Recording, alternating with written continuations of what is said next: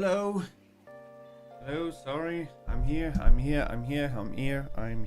I just grabbed a drink because it's extremely hot today. Welcome, happy Saturday, everyone. Hope your Saturday's been great. Hello, Madara-san. Hello. Oh man, sorry for the late start of the stream, but it is 8:30 today, or right now, in Germany, and it's still so hot that I can barely move. I swear to God, it is 37 degrees? That's crazy hot. It's not as hot here in Germany, but definitely it got close to 30 today. And which is awesome, don't get me wrong, I don't want to complain about good weather. But as I explained many times, the bedroom where my streaming rig is built in a way that there's almost no like wind circulation, right? Unless you open the balcony door completely and open the door to the bedroom. And I cannot do that when I'm streaming, especially streaming at these fairly late hours. And there's no AC either in Germany in general. Like maybe like office buildings have them, but not normal as houses. We don't have any AC units. So it's just hot.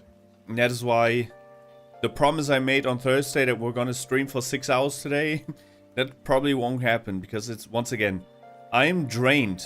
I've been sitting in the sun, and you know, like if you're sitting a lot in the sun, for some reason the sunlight just drains your energy. I'm done today. Yesterday was a pretty physical day as well. Like I helped a friend with a bunch of things, including a couch, moving a couch. So it was a very physical day. I also like experienced something extremely disgusting around 1 a.m. which I don't want to go into any further, but just that agitated me so much. I stayed respectful in the situation, but it agitated me so much that I could not sleep.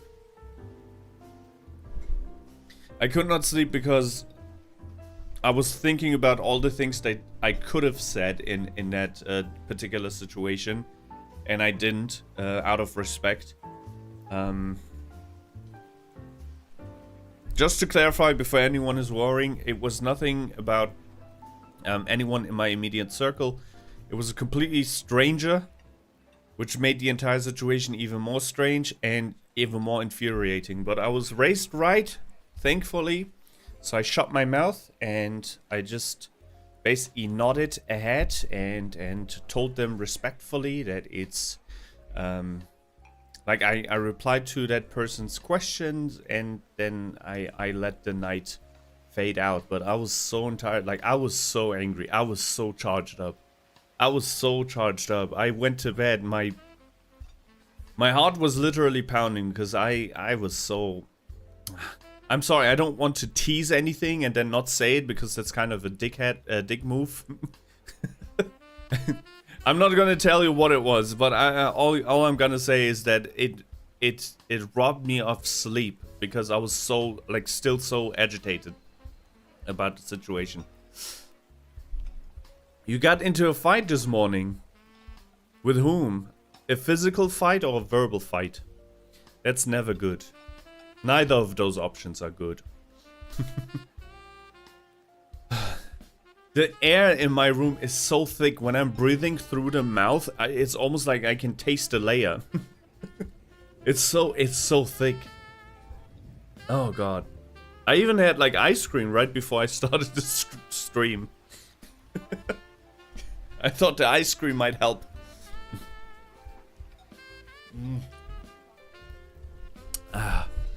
Physical fight. Oh, that's not good, Madara. I mean, you are Madara after all. You are a ninja. But still, ninjas should avoid fights. You fight in the shadows. You throw your kunais and then you get out. Get in, get out. Oh. I just hope it rains today. And I hate saying that. Like... I'm saying this for the sake of the stream, of tomorrow's stream, not today's. Today's screwed, but in order to start a little bit earlier tomorrow, the air needs to cool down a little bit because it's just unbearable in this room. I'm thinking about, it might be too late for this summer, but I'm thinking about buying like a, what is that propeller-like thing called that you have on the ceiling? A ceiling fan. The propeller. There is a ceiling fan / light combination that you can install in a room. So that's pretty cool. I already have one installed in the kitchen actually, and I can show you pictures if you're wondering how that looks like. It's pretty cool. I might install one in the bedroom. I think it's even more needed in the bedroom, to be honest, than in the kitchen. Hi Rudib, hello! Hello, yo, welcome, happy Saturday. There were some racist dicks, they talked shit about me and tried to hit me, so I fricked them up. I mean, I feel very strongly against racism, right? And I'll try my best to, you know, like, if there's a way to talk it out, then talk it out. If there's no way to talk it out, then sometimes, I said it before, I don't condone violence, but sometimes people just need to get slapped shit out of them. You need to slap respect into them. Some people only understand one way, unfortunately. First thing I see here is, what is that propeller thing in the ceiling? Yeah, sometimes I'm just missing the English word. Sometimes it's easier than my brain think it is. Right? Like my brain was also already thinking about fan, and then I was thinking about ceiling fan. That would be too easy, because it's literally a fan on the ceiling. There must be a special word for it that I'm not thinking about right now. That's why I'm struggling. Sometimes you get in your own ways. That's why I usually prefer the streaming classic format. Classic Jinyo, what can I say? That is classic Jinyo. And you brought me to a point. Thank you so much, Rudib. TTS is enabled. You can use your channel points on Twitch. We're also multi-streaming, if you're wondering. Like, we're back at multi-stream. We're back at multiplying us into two factions, like Kagebunshi no Jutsu. Kagebunshi no Jutsu. So we have a Jutsu clone on Twitch, and we have a Jutsu clone on YouTube, and the real me is sitting at home, shirtless right now, because I'm sweating my balls off. Sorry for my language, but it is just so hot. I cannot... Today's gonna be a short stream. I already took a cold shower today. It doesn't help. It's just... It doesn't help. Fucking sun is annoying as hell. For streaming. Not for, like, the general senses, right? I enjoy my fair share of sunlight. And getting a tan. I do like that. I do not like getting cooked in my room, though. I do not like that. Be right back. Alright. And hi Rudib on Twitch. Hello. You found your way back. I mean, it is better to watch me on YouTube. Like, if you want to support me, I give you the option where to watch me. If it's more comfortable and convenient for you to watch me on Twitch, then go ahead, watch me on Twitch. But if you want to help me out a little bit here, Don't let me misuse this. No. I know you can behave yourself. If you want to help me out, try to watch me on Twitch. On YouTube, because on YouTube I'm still looking to get those sweet watch hours so we can get partnered again. And we already lost a chunk of watch hours this month. The background music is now perfectly in tune with the mood. We lost a bunch of watch hours because it's been 12 months. It's been 12 months since we are on YouTube collecting those watch hours.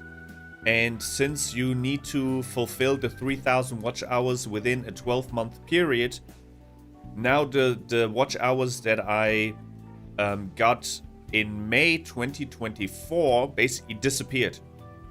Because it will now count from June 2025 to June 2024. That's like the span that we're living in right now. And next month, we're gonna lose most of the watch hours that we had in June. So it will count from July 2025 to July 2024. So every single month from now on, we're gonna lose a bunch of watch hours. And the unfortunate part is that I think I collected most of my watch hours that I have.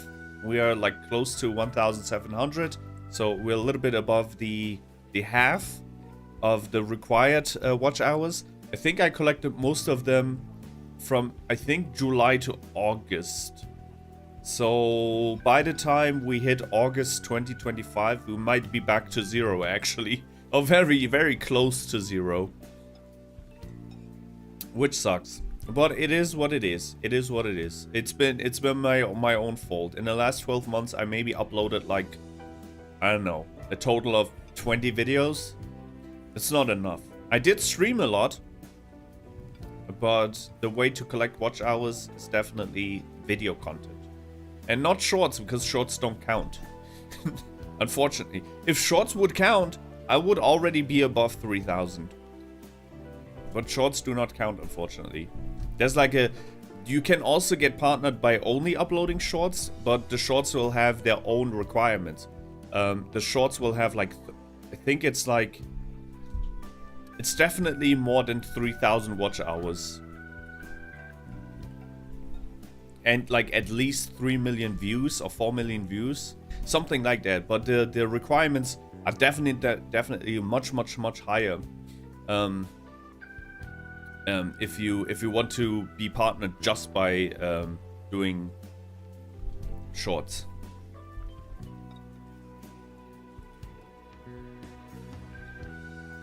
Same people of this morning hit my boyfriend. So sorry to hear that, Madara. As like a retaliation type of shit. I mean, at some point I feel like you should also not be scared to involve police, like if before it gets like too serious, right? Involve the police, sue them. You cannot really solve anything, like everything with just violence and just beating the shit out of people. Once again, I do not condone violence. I do have the opinion that some people sometimes need a slap in the face, just like a respect slap. Not a get yourself into hospital slap, but just a respect slap. But I do not condone violence, definitely not. I'll be lurking on YouTube, thank you. You used to stream so much 2 to 3 years ago. Yeah. But that was also tied to a lot of things. If I could go back 2 to 3 years, and with the knowledge I have now, I would have done a lot of things more differently with the amount of time I had left for just streaming. I kind of went all in streaming, which was kind of dumb. Like I did daily streams. Daily streams, several hours. No other social media platform, just Twitch grind. And it worked for quite some time, but at some point we hit a wall. And when you start hitting those walls, you need to change things up. And I think it took me way too long to just be like, to basically accept the fact that we hit that wall and we need to change. But now I feel more freed, if that makes sense. I'm not pressured anymore. Like I dropped most of the goals that I had for streaming. Like we corrected our goals almost every single year, and now it's just vibing and surfing the wave as long as we can surf. And if the wave eats us and we drown, it is what it is. At least we did a little bit of surfing. Wait, is dicks, or is there a different meaning to that I'm missing? No, I think it's supposed to be like dicks. Maybe it's like Twitch's way to say dicks, I don't know. You just never know these days what words are allowed and what not. On YouTube, a lot of things can get you demonetized immediately. We're not partnered yet, so I can speak a little bit more freely, but the moment we get partnered, I might have to get back to PG-13 talk, to saying frick. and corn and dickies. Lots of things can get you in trouble on YouTube.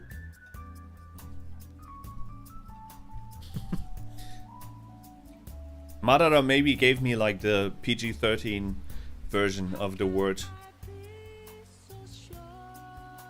I think it's kind of silly.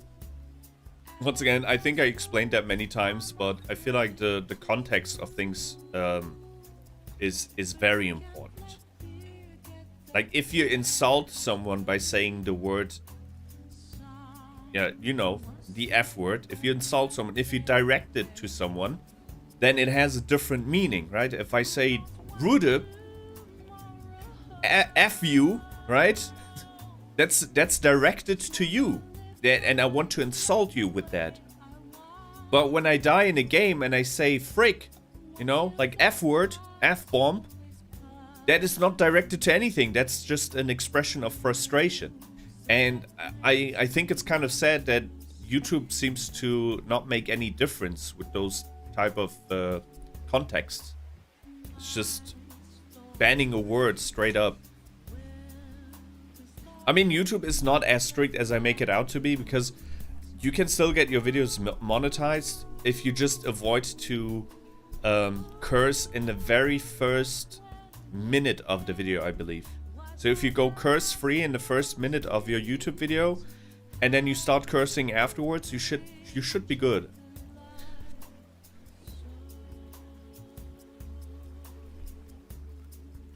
Maybe it's because advertisers only check the first 30 seconds. Their attention span is also cooked. Alright. Now you might be wondering, hey, what has Jinyo planned for Saturday? It's Saturday after all. Alright? And the answer to that is... I did want to play a lot of 9 Souls today. But I also thought that I would go live 3 hours ago.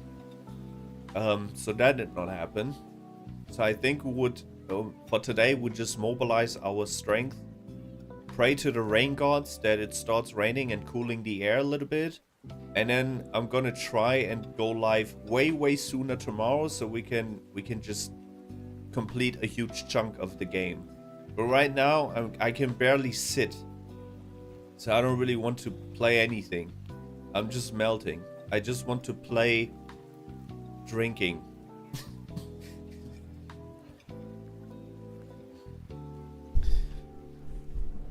But what is going on in your life?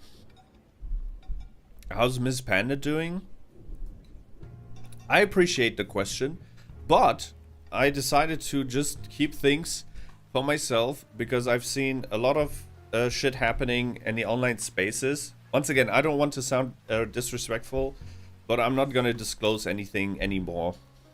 I don't think it should be anyone's concern, and I feel like I'm a little bit hypocritical when I'm saying, hey, something should not be shared with the world. Something should stay personal to you and your loved ones. So I should also be an example for that, and I want to be an example for that going forward. But I appreciate the question, Rude. Hello, Kai. Hello, Kai. How's it going today? Welcome to the stream. Happy Saturday. Happy Saturday. Is it also so hot where you live right now? Are you also experiencing a heat wave? I think you're the person who liked Jinyo, do you? Huh? I am Jinyo. I don't understand your question. I think you are the person who like Jinyo, do you? I do like Jinyo, but I am Jinyo. I don't understand.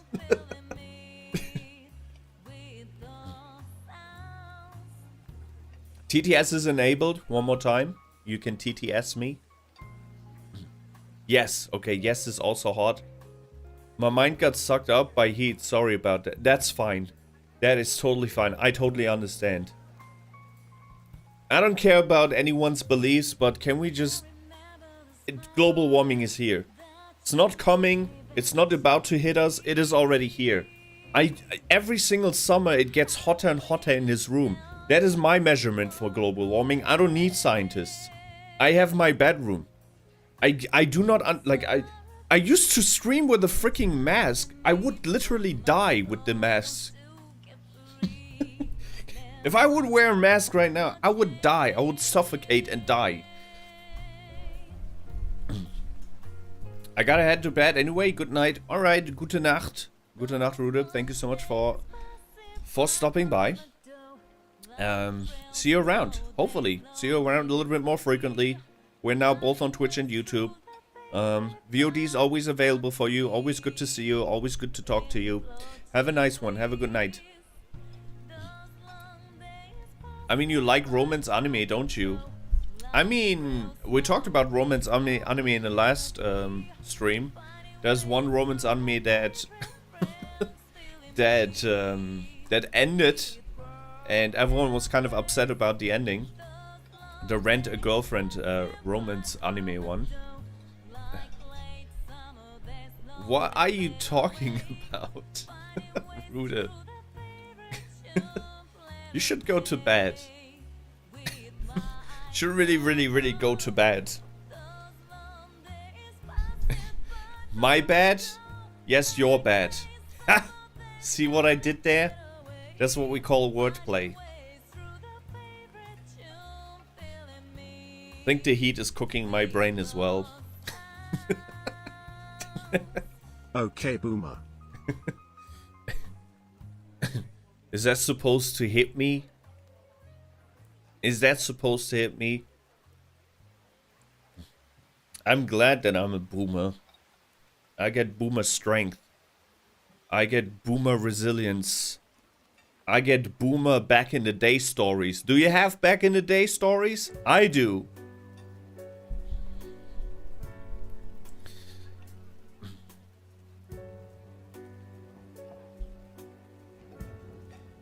That's the author. He dropped pure trash in the recent chapter of Rent a Girlfriend. I mean, I kind of, once again, I don't know if you heard my takes on it, Kai. But there is you definitely... ain't a certified boomer if you like romance animes. You ain't a certified boomer if you like romance animes? No, I'm a certified boomer because I like whatever the frick I wanna like. And I don't care about anyone's opinions. That is, once again, boomer knowledge. Some things you young people will understand hopefully in the future. I'm a 33-year-old man who has a catboy avatar now. You think I give a damn? That is the shield that I can wear as a boomer. Have you read the manga of Rent a Girlfriend? No, but I've seen all the commotion about it. That's the crazy part. Because romance mangas are kind of like a niche, right? If you think about it. I mean, mangas in general are mainstream, but there's like this part of a manga, which is romance manga, is kind of niche. But the ending was so bad, or so badly received by a lot of people, that it started trending on Twitter. I've never seen a manga, apart from maybe One Piece and Dragon Ball, and the end of My Hero, to trend on Twitter. I've never seen anything like that. So people were upset. People were incredibly upset because the author basically cucked his own MC. And I think if I would have invested 400 chapters into a romance anime, or into the romance of two fictional people, and then they do not end up together, I would probably be mad as well. We have finished Rent. I have not watched nor read Rent a Girlfriend. That's why I could only like judge the ending in a very superficial manner, because I don't know anything about the relationship that these two characters had with each other. Because what is definitely real is when, like, one-sided love is something that exists in real life as well, and that definitely happened to me in my life before, where I felt very, very strongly about a girl, and then I confessed, and then the girl was like, hey, I don't really feel the same about you. Like, one-sided love is something that I think every one of us, men or boys, depending on your age, have to go through at some point, because we're very bad at reading women, I would say, and sometimes we misinterpreted things, and we fall in love. Like, you cannot control that. Love is nothing that you can buy, and love is nothing that just, you know, it's not a construct. It's there, it develops, and it's there, and then you cannot do anything about it other than to confront it. And there's only two options. Love is being reciprocated, or not reciprocated, what is the word, returned, or it is rejected. Those are the two options, and both options will be received almost the same way from your heart. One will make your heart jump, and the other one will also make your heart jump, but in the opposite direction. It will make your heart drop. But it is what it is. It's part of life, and that is why I said, when I saw the ending of Rent a Girlfriend, that it could be a realistic outcome if the love was completely transactional, or like the relationship, not the love, the relationship was completely transactional, and to him, to her, the guy was just a customer. I haven't read the manga, so I don't know. Like, that's the way I can judge it. The only way I can judge it, as someone who hasn't read the manga. Like, I don't know anything about their relationship.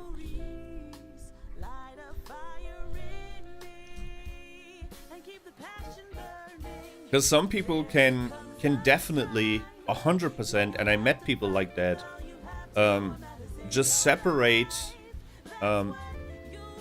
the emotions from the relation, not the emotions from the relationship. I hope you know what I mean. Like, for some people, like, relationships are, even sex is just very, very transactional. It's just one thing that you do to have fun, to release stress, without any emotional connections. There are some people who have the ability, I'm not one of them, by the way, to just make a clear cut.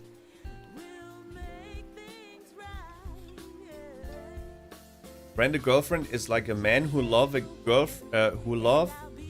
rent girlfriend, and he almost sacrificed his own life to save her, and sacrificed his own dreams and desires for her to make her actress.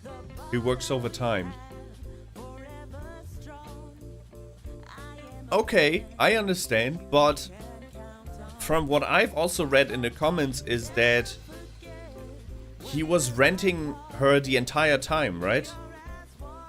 Or constantly. Did they at some point in the manga hang out without him paying?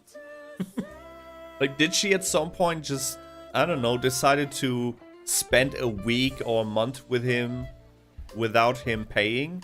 Or was it always him paying first and then them doing things together? Because that's what I meant with transactional. He might have done all of that for her, but for her it might have just been a very, very nice customer. You know what I mean?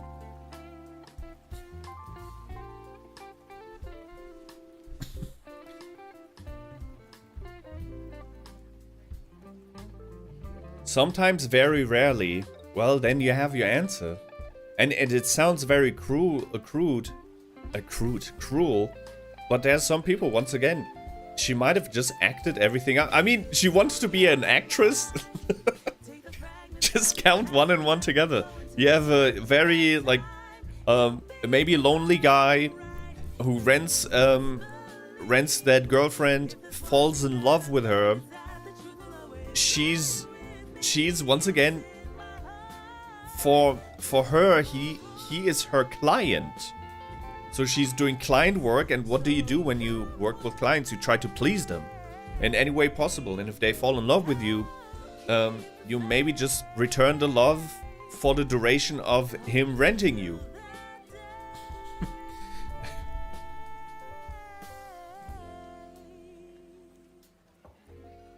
I don't know. I might I might make some Rent-A-Girlfriend people mad. I haven't read anything about it, so I can only judge it by the bits of information I know, but I see this almost like a, you know, going to a prostitute. You pay, you have sex. For some people, sex is something completely intimate. But for the person that you like pay for, it's her job. Like you pay, you have 10 minutes of fun, maybe a little bit longer. And that's it. Boom, transaction done.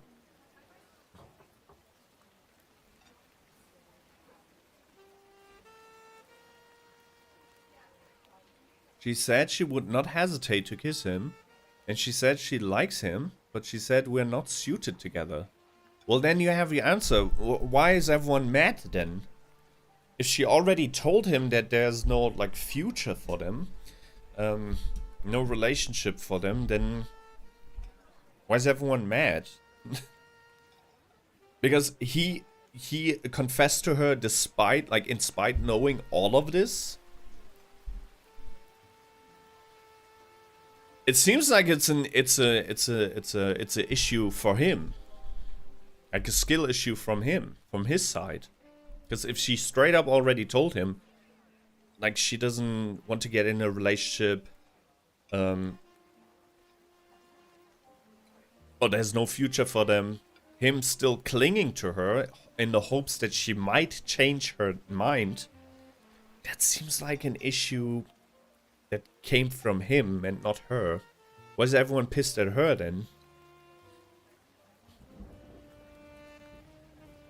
And once again, I feel like her also, like, rarely hanging out with him without him renting her. I mean, I guess it's the name of the manga is Rent-A-Girlfriend, so it makes sense that they probably never show bits where they hung around without him paying for her, but I feel like 400 chapters and him paying for her for almost every chapter, that should already tell you enough that there was probably not real love, or very one-sided love at least. Can a normal client or neighbors can sacrifice their own dream and desire for others' sake? They can't. He work overtime to make a film for her and make her actress and date her daily to make her feel better. Yes, yes, yes, yes. You're totally right. He was a very nice person to her. But once again, just because he did very, very nice things for her doesn't mean she's obligated to then return the love. That's the false equivalence here. That's why a lot of people were also mad in the comments. Yes, he did sacrifice a lot of things. Yes, he did all of those, like, magnificent things that he did. But he did it because he loved her. Like, if he loved a person, he would do anything for her. The thing is, if she doesn't love him, there's nothing he can do that will change that fact. And she's not obligated to be forced, basically, just because he did nice things for her, right? She achieved her dream job because of him. That still doesn't mean that she must love him back. If there's no love, there's no love. You cannot buy that. That's the thing. You cannot buy it with kindness.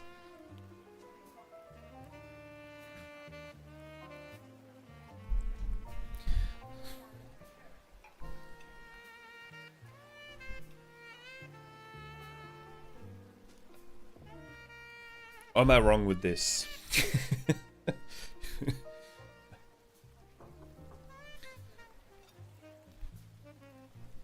That's just, I don't know. Once again, I feel like this is entirely on him. Like, I'm gonna return the question. I'm gonna turn the question around, Kai. If you spent 2 years, or I don't know how many years they spend, 2 years, 3 years with a girl, you do everything for that girl, and I don't know, did they kiss in the manga or did they not? She doesn't even kiss you or hold your hands or hang around with you if you're not paying for her time. I feel like you wouldn't even have confessed to her, because it would have been glaring. It would have been super clear to you that she's not into you. At least not the way you are into her.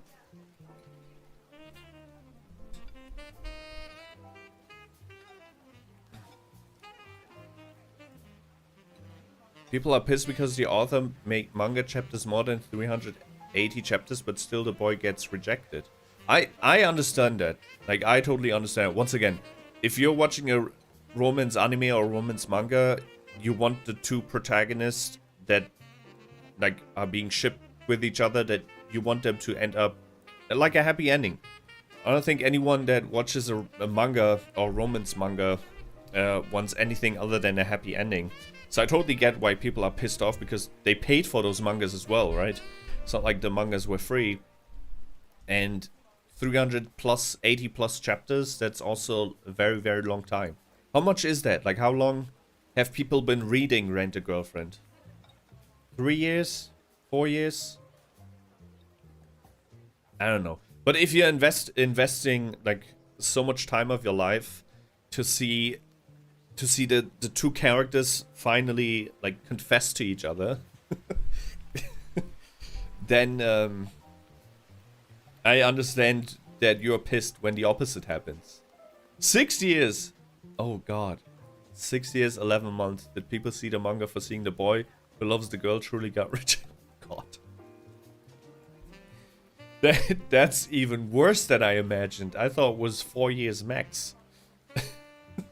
7 years following. That almost reminds me a little bit of Game of Thrones, because we followed Game of Thrones for more than 7 years, and it ended in absolute disaster. Yeah, so I totally understand the anger. Happy Saturday to you as well, Double Chocolate Chip. Hello, hello, welcome. Welcome to the melting pot.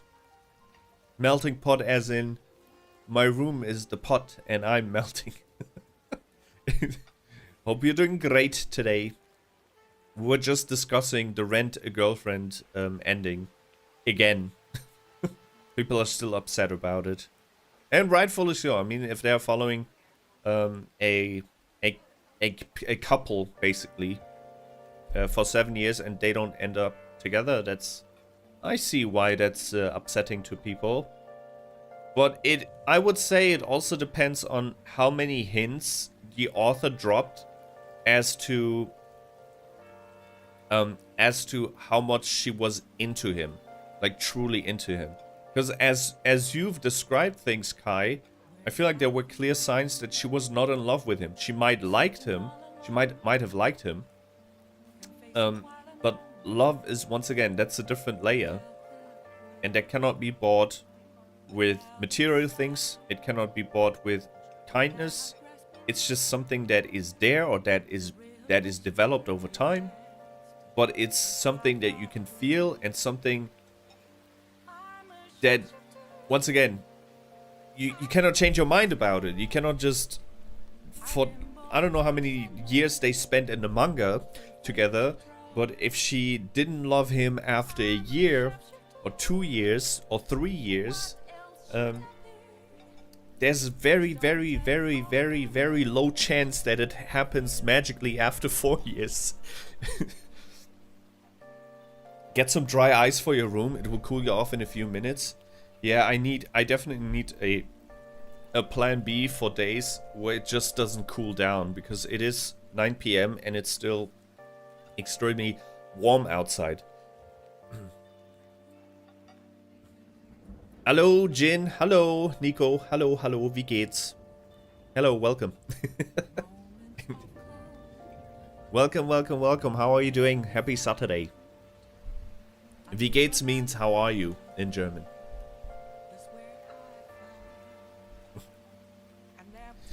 Or it's more like how's it going.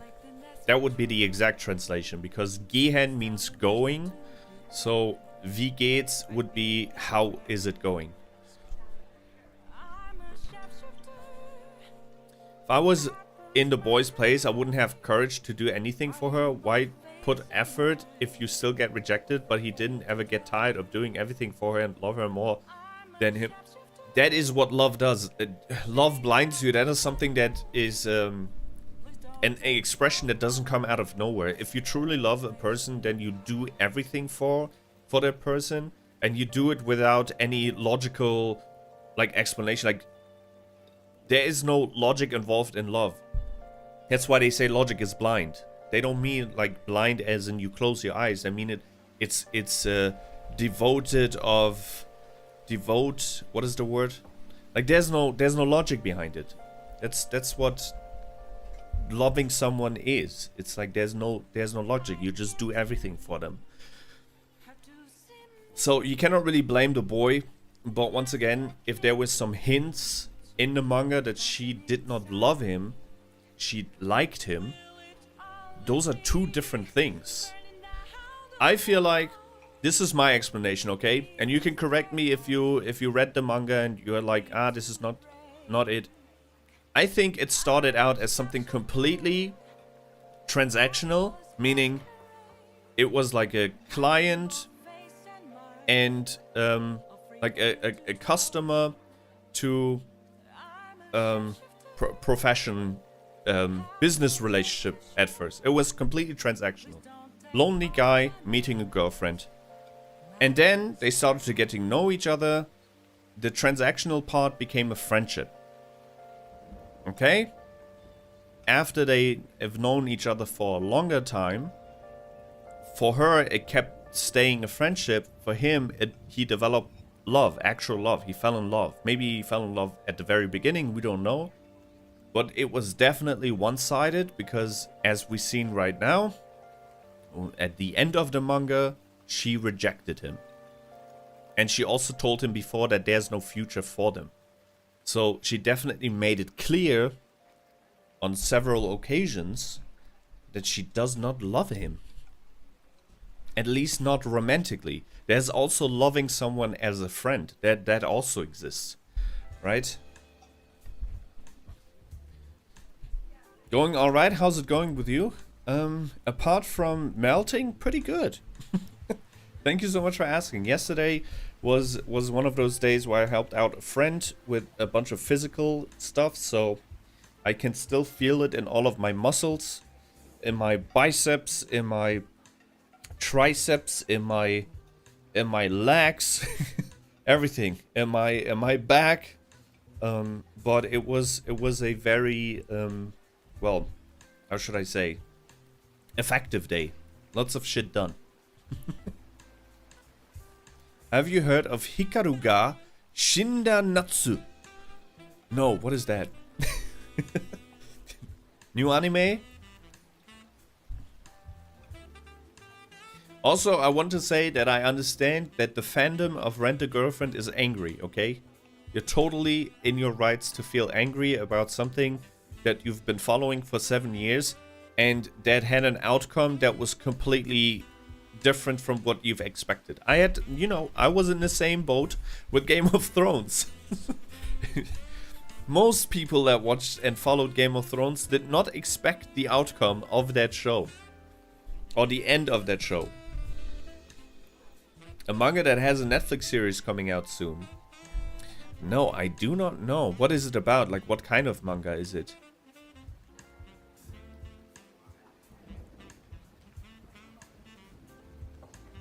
Art style is really cute. Let me take a look. Oh, no. We cannot take a look right now because I just want one just chatting stream without getting copyright striked, please. YouTube is so strict. I'll take a look at a picture.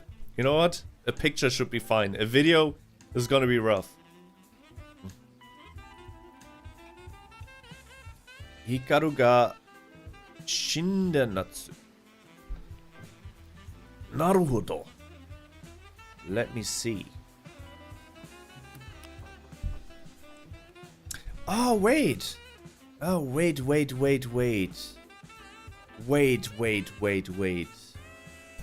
I'm pretty sure we've seen this in one of the rankings from Gigag when we watched the Gigag reaction. Let me go to talk show. Oop. Yeah, it's something about it's I don't want to spoil anything, but I think it's like his best friend passes away. Or his girlfriend passes away, and then there's like a reincarnation in his best friend. I don't know, but it's something to do with death, definitely, and loss.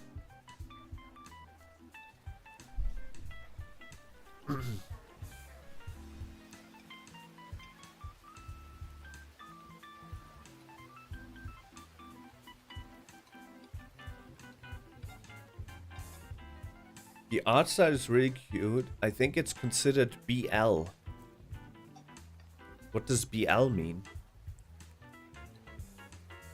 Let me explain. The author is the villain here. The boy has a girl who truly love him. But the boy liked the rent girlfriend, and he could just end the anime with the girl who liked him, but he didn't. I mean, once again, I don't know enough about Rent a Girlfriend, but if he...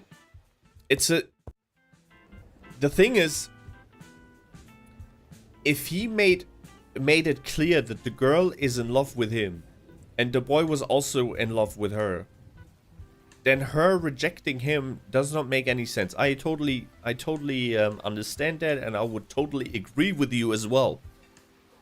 However, in life, and you will hopefully, you already maybe experienced it, or you will experience it, you will also come across, like you will date someone in your life that is truly, I shouldn't say perfect for you, but it is definitely the right fit for you. But the circumstances of life and where you are in life right now, or where she is right now in life, will make it so you go your separate ways anyways. That can happen too. That's also part of life.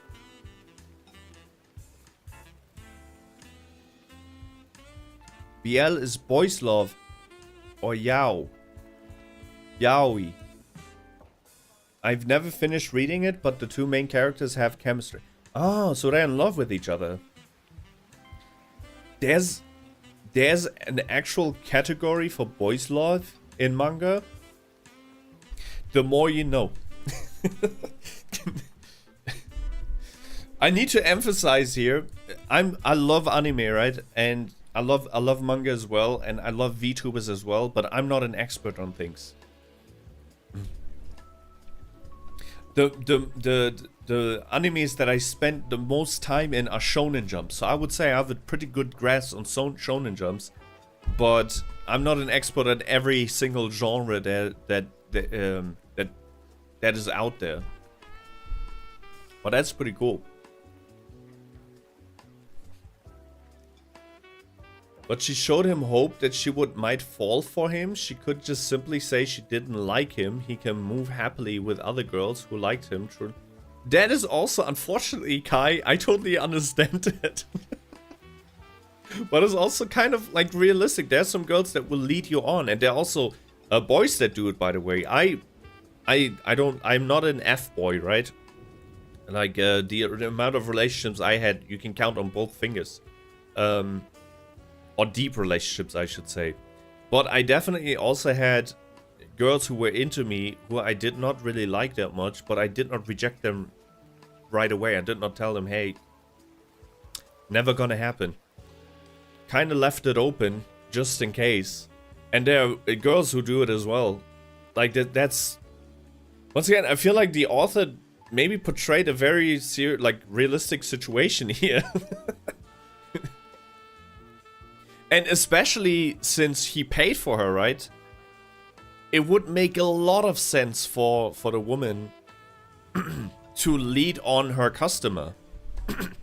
Just think about it on an objective level. Don't think about your emotions right now. Think about just the realities of life, right? If you are in the let me just say Kai is in the rent a boyfriend scene, okay? And a girl rents you. And a girl rents you over and over and over again. And as a matter of fact, the girl just doesn't only rent you, right? She also pays for your food. She pays for your rent. She pays for your car, whatever. As a normal human being, you would probably say, hey, I have a little bit of empathy, right? I'm a decent human being, so I'm gonna tell her it's enough. She should stop doing it. But there's also life sometimes and circumstances. Maybe she thought, as long as I keep that hope open for that boy, he's gonna keep on paying my rent. He's gonna keep on paying, I don't know, food, whatever. That's painting a very bad image about her, right? But I'm just saying that all of these things are situations and possibilities that can happen in real life as well.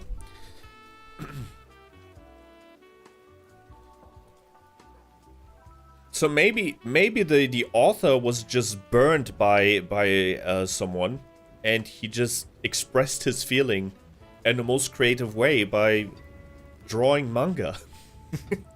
You don't know. If you want to start romance anime, I highly suggest Horimiya. You wouldn't regret it, but I bet you on this you should give it a try. It depends on the length. I'm starting to turn into a seasonal anime watcher. Meaning one season, 12 episodes maybe, and then I'm gonna wait another year for a new season. I'm starting to love the seasonal ones because they have fantastic pacing. The ones who are ongoing, and there's like a new episode every week, usually their pacing is kind of shitty, but the ones who only have like one very concise season, with only 10 episodes or 11 episodes, they have to, like, they cannot drag it out. You know what I mean? They have to have fantastic pacing. Otherwise, nobody would watch it. So, I'm starting to become a huge fan of those. He spent 250k for her. Once again, that is not a reason. At some point, like, we gotta blame the dude as well. Like, this almost reminds me of the situations we have with OnlyFans girls, where everyone is blaming the women. Like, at some point we gotta blame the dudes as well. Like, I'm sorry. If you spend $5 million without getting a picture of her, that's on you. I'm sorry. Like, we cannot just blame one side on a situation here.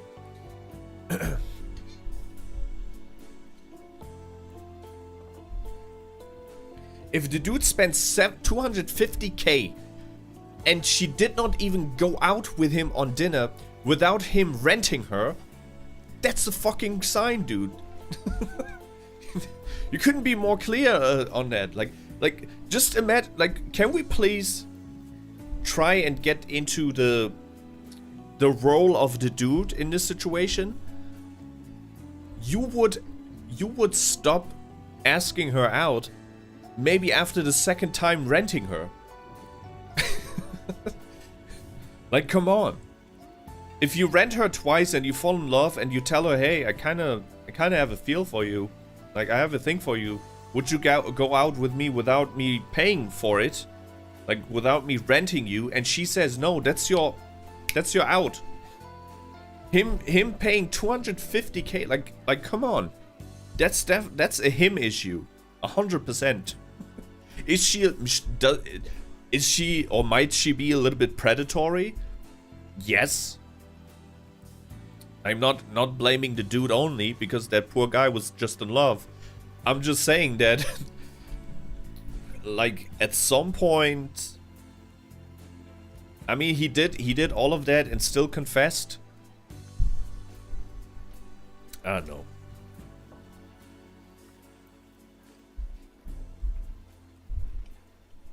You and me would not spend 250k on going on dates with a woman that doesn't even want to spend time with you without paying. Like, that's that's, I don't know. Why basically show him hope? She could just try him down. Actually, the author's making this much fuss on only dating chapter is more than 150 plus. Why do you do that if you want him still get rejected?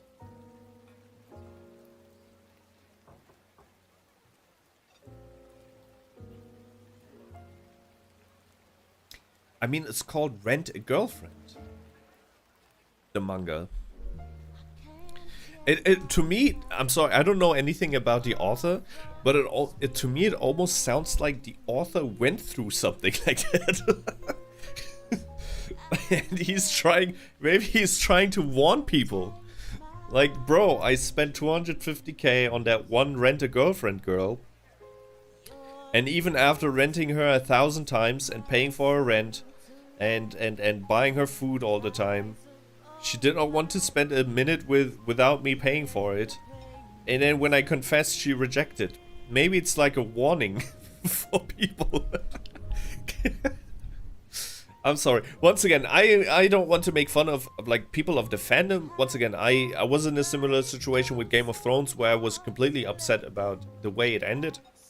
I totally understand the emotion that goes like behind it of following a series for such a long time and then getting the complete opposite outcome of what everyone expected and what the manga or the story might have suggested.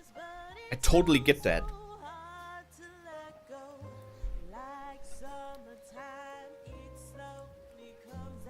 The author upload photo with the girl. Actually, the author is crazy. I think he's trying to keep her with him only. I saw that. Wait a second. I need to pull that up on Twitter. Wait. I actually saw that. Yes, I liked it as well. That is kind of weird. I'm gonna give you that. Wait. Wait, that is actually wild.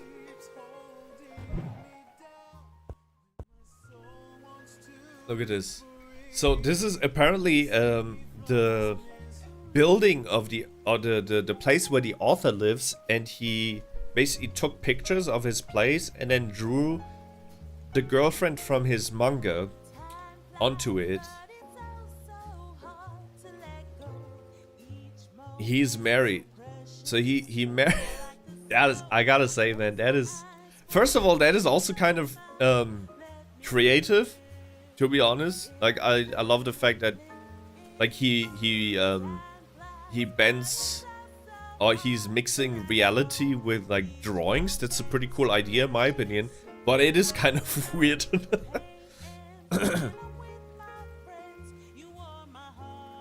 Like that's pretty cool. I like the idea of this a lot.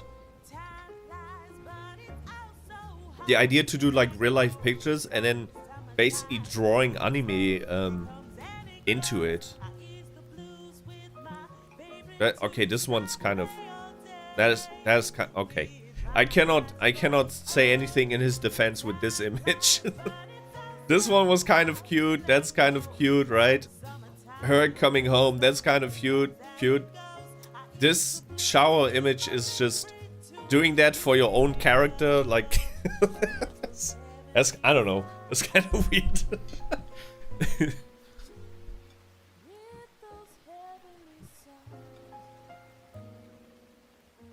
Yeah, so people are now saying he basically like cucked his own main character because he's actually in love or in a relationship with the character. But once again, it would not deny the things that I was saying. Maybe, I don't know. Maybe it was just completely transactional for her. You know, she had a husband at home. The author is her husband. She had someone waiting at home for her, and she does the rent-a-girlfriend thing as a job, and for her it's just a job, very transactional. And she just had a very, very nice customer that fell in love with her, and she made use of it because it's her job.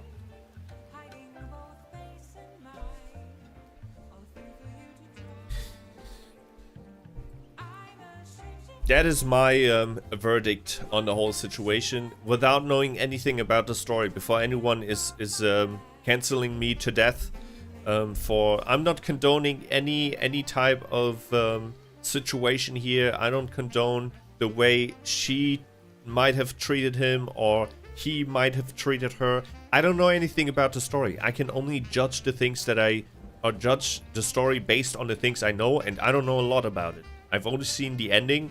And I've only seen a bunch of comments. All I can tell you based on my life experience is that there's so many situations where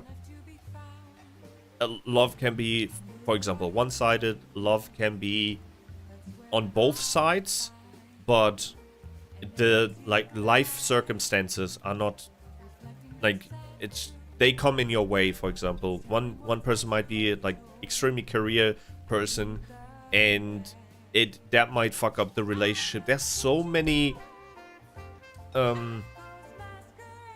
puzzle pieces in a relationship. They can make or break a relationship. And if your relationship has a very strong foundation, a lot of things can be dealt with, like an internship in a foreign country for a couple of months. Like the basis of a relationship is very important. The foundations, the pillars that make a relationship. First of all, love, unconditional love, trust, communication. If those things are given, and also like kind of like, I shouldn't say mental stability, but also like no, or I shouldn't say no, but not a lot of burden, right? If you go into a relationship already having an emotional burden, that will almost never work out. So one of the other pillars I would say is like a fairly not a lot of emotional burden. I don't know how to explain that in English, but just not being complete, I don't know, broken person. If those are given, then the relationship, nothing can really rattle the relationship. Nothing. After this much time and people opinion, may author change the story? I don't think the author should change the story based on people's feelings about it. I strongly believe that if you're an author on anything, a story, a manga, a movie, you should tell it how you want to tell it. I strongly believe that. I strongly support that. And if the author meant to end the story this way, and he always meant to do that, right, from the beginning, I feel like he should be able to do that. And he should not get death threats for it. The ratings might be down. It doesn't really matter if it's the ending. I feel like this is just me saying this as like a content creator. If I want to create a video about a certain topic the way that I want to, I feel like no public opinion should deter me from the thing that I want to create. You know what I mean? And if that was truly the end that he had in mind for his creation, at the end of the day, he is the author. So it's his baby, basically. He needs to decide it, and he should not change it just because of public outrage. Public outrage, which is justified, once again. I'm on your side on this. But I'm also like on the side of creators creating whatever they want.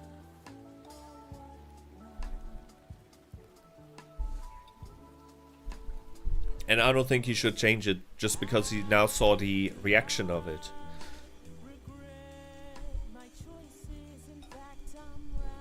Although there are very easy ways to change it, like within a couple of chapters. Like him or her finally, like her turning him down might start something like regret. And then she starts to realize, oh, what kind of nice guy he was. And that she was always in love with him, but she never really knew. You never really know what you lost until you lost it, right? He can totally rail that back, basically. Get it back in. He could do it with him renting another girlfriend in the same company, and then, well, her getting jealous and whatnot. Plenty of ways to redeem himself. Maybe it was not the final end. Maybe it was just a gotcha moment to deceive people, and then the final chapter is actually still in the works.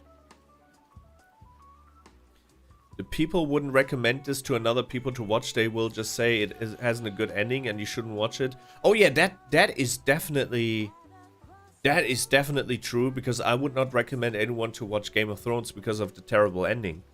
Yeah, that is definitely, you can definitely destroy the rewatchability or even like the recommendations for a show if you mess up the ending badly. Not just having a bad ending. Like, there's a difference between a bad ending and an ending that basically destroys everything leading up to it. And I totally see that when you start a romance anime and then you see the two main characters and then you read through the entire manga for 6 years, almost 7 years, and everything leading up to the end suggests that they might end up as a couple and live a happy life, and then the opposite happens. I understand why people would then say, never gonna watch it again and never gonna recommend this to anyone. What happened at the end of Game of Thrones? Basically, it's like a similar situation where you have certain characters being built up the entire time to be like something they were not at the end. So there's, for example, one character called Jon Snow, right? At the beginning of the show, he's labeled a bastard, right? Because he had like an unlawful birth, basically. So he was labeled a bastard. And is Snow. That's why they call him Jon Snow, because he doesn't have a last name. His last name is basically Snow because nobody knows who his mother was or who his father was. I forgot. One of the two. So he's made up to be this misfit, basically. Like, he doesn't belong anywhere. He grows up in this clan called the Starks in a region called Winterfell. Yada yada yada. I'm just saying that he gets built up. The more we watch the show, like after 7 seasons, 8 seasons, we find out that he actually is the child of the actual heir of the throne. So he's not just a Snow, he is the heir of the clan that ruled over the entire region. So he's basically he's supposed to be the king. And he even gets killed and brought back to life, seriously. And at the end, it amounts to basically nothing. Like, he doesn't end up on the throne. Nothing. Everyone keeps his true heritage a secret. Nothing really happens with that character. So all the build-up, people finding out that, oh my god, he's actually the heir of the throne, which was a big-ass reveal, right? That he wasn't just a bastard, but he was actually a person of importance of the story. Nothing, like, it amounts to absolutely nothing at the end. So his arc is never complete. Yeah, you can see it like that. It just amounts to nothing. All the loose ends of the characters stayed that way. So it was just a very, very, very bad ending. Or maybe not bad, but definitely rushed. Backlash will be very harmful. You worked for 6 years, day and night, but no one suggested and no one watched it. Then what would happen to his 6 years hard work because you give people hope of a good ending? I mean, the people who directed Game of Thrones just moved on to other projects. I don't think they care that much. The ones who cared the most were the actors who were involved in the story, right? But the people who directed it were like, fuck off, that's just another job done, and we move on. And I think for the author, I don't know if he feels the same about it, but he probably already made his millions, or maybe not millions. I don't know how popular Rent a Girlfriend is, but he definitely sold the license, right? For the anime creation and lots of merchandising, so he's probably good. Once again, I don't know his financial standings, but I can imagine that for him, he finished the story. That is something that he dreamed of, maybe always dreamed of. Finishing his own mangaka, which also his own manga, which also happened to be super popular. And now he's done with it. He'll probably sleep well at night with his pillow girlfriend.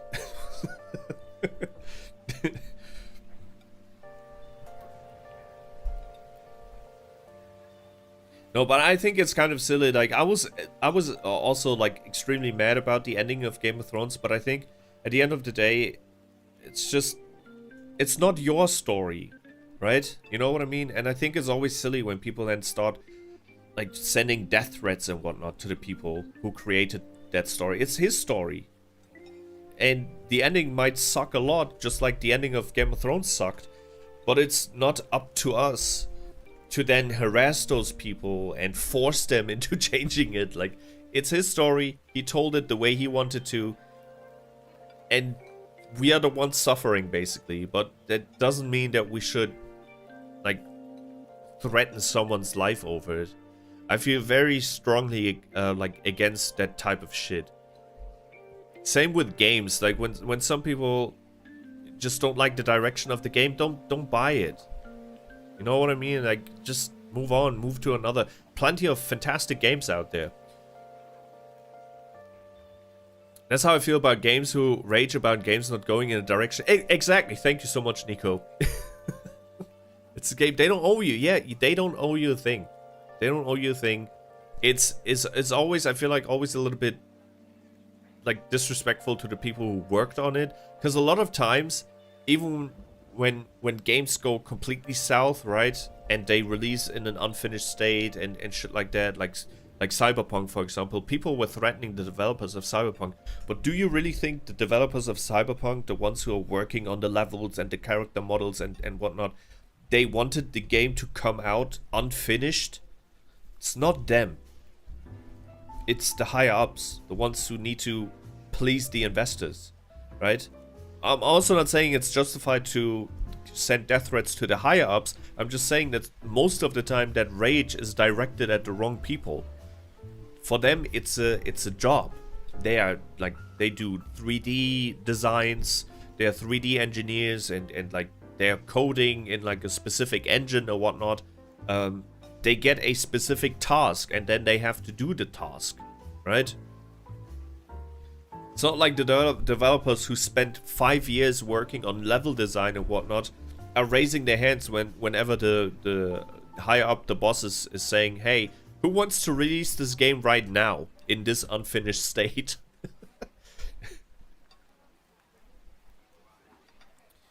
He is the author of 2 anime.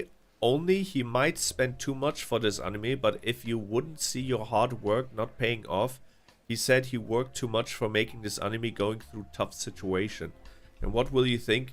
It is not paid off.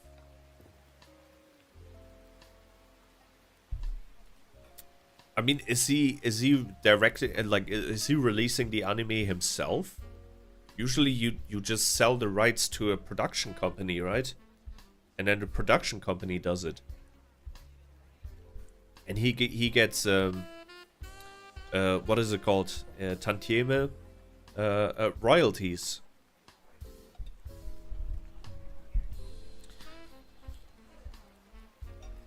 What is his name? What is the name of the author? Rent a girlfriend. Rent a girlfriend. Author. Reiji Miyajima. Okay, I want to see if there's maybe some information about net worth. How much does he make? Net worth.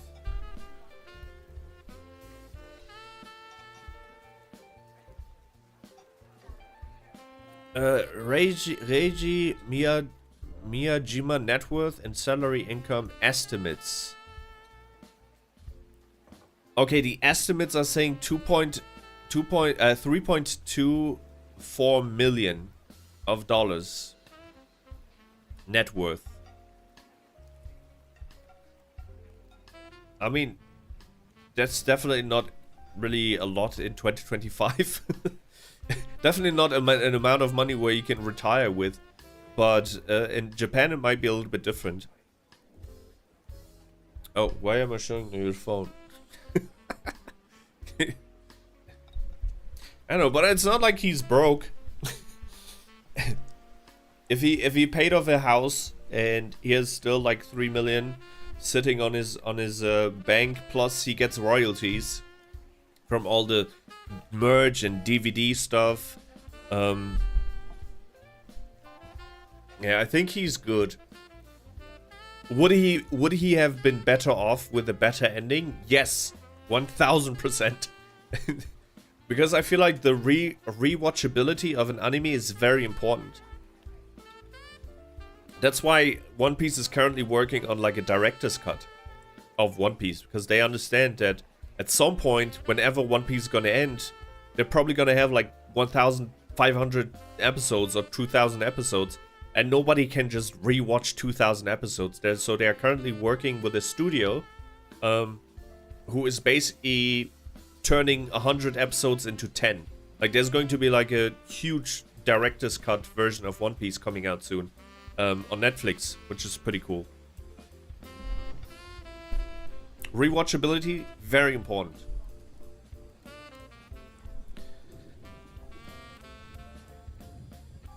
But part of rewatchability is also an ending that you can stomach. Or if it's like standalone arcs that are very good, then you can just avoid the final season. That's something I do with some of the shows that I watch, that I don't really like the final season that much, so I watch the earlier seasons. Like in Gintama, for example, which is one of my favorite animes of all time. I would say almost every arc and every season is awesome, but the later ones where you can feel that it goes towards the end are a little bit more on the serious note, and the other parts of like the earlier season of Gintama are just very silly and lots of comedy, more comedy than serious parts. And then the longer the show went and the closer it got to the end, it basically switched things around, because then it became a little bit more serious than funny. So when I watch Gintama, I don't watch Gintama from start to finish. I just like watch a select few arcs or a select few episodes which are funny. So you can totally do that as well.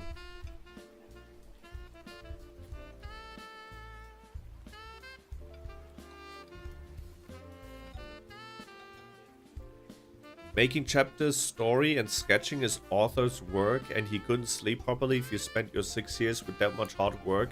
What happened if it goes badly? What will of that much precious time? I mean, that time does not come back whether the ending is well received or not. That is one thing.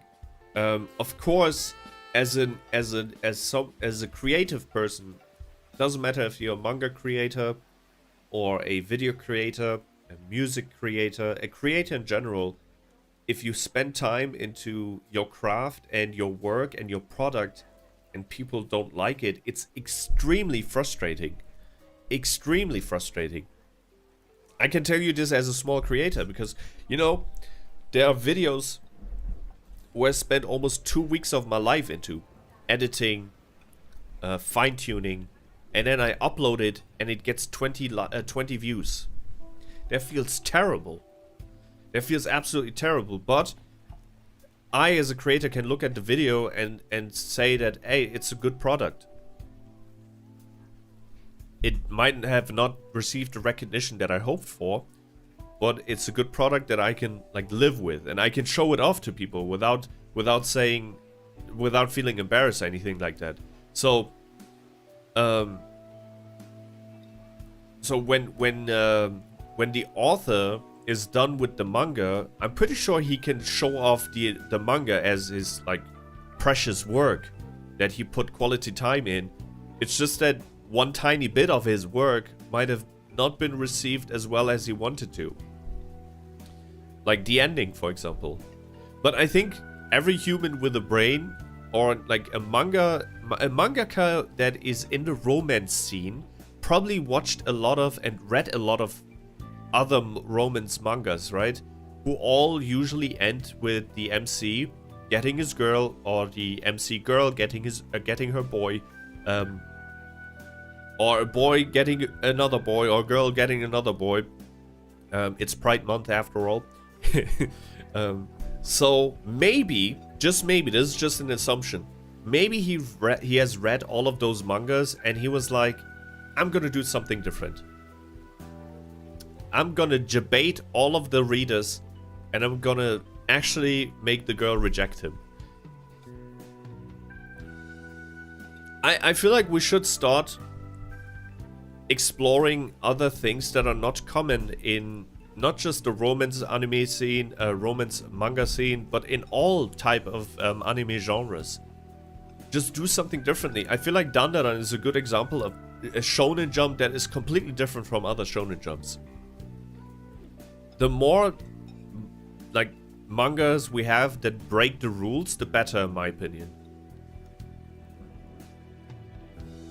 Jinyo, you can always repost things if you think it didn't get enough attention. I mean, that works for shorts, Nico. Thank you so much for the advice. But for normal videos, usually YouTube tries its best to find viewers for that video. But if you're like a small creator and YouTube has a small sample size, it just gets buried and no real traction. And the video that I was talking about was a Minecraft video. So, yeah, no chance.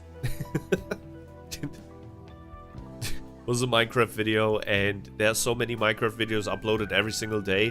Maybe for the channel my size, 20 was even good, considering that, I don't know, millions upon hours of Minecraft content gets uploaded every single day. 20 views might have not even been bad. It could have been worse.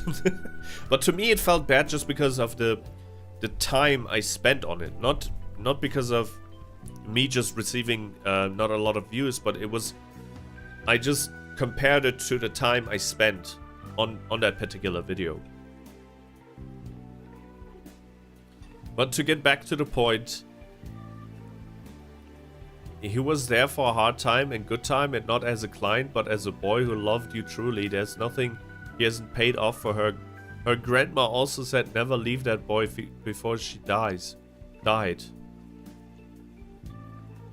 Well, that's sad, but Kai, once again, did she at some point confess to him, or return the feelings? Was there a point in the manga where it was made clear that she loves him, and by love him I mean romantically, because people always like use this example as he did so much for her. That does not mean she needs to return the love once again, unless she already did.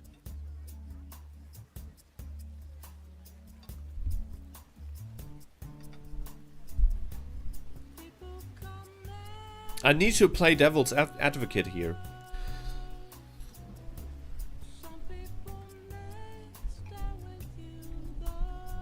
It's almost like it sounds to me that just because like he did a lot of nice things for her, that she needed to fall in love with him. But that's not how it works. Once again, you could be the nicest person in the universe, you could do all the nice things in the world for a girl that you fall in love with. If she doesn't love you, she does not love you. That cannot be forced with kindness.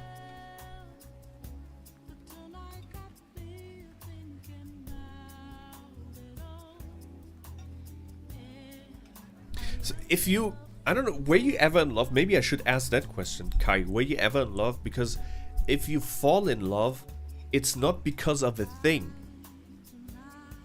Transactional love, yeah. If you fall in love, it's not because, hey, that girl that I talked to, I don't know, gave me a pen in school when I needed it the most, or she helped me out with something. That's not the thing. It's not a thing that makes you go, oh, now I'm kind of am in love, or I need to love this person now because they were so nice to me.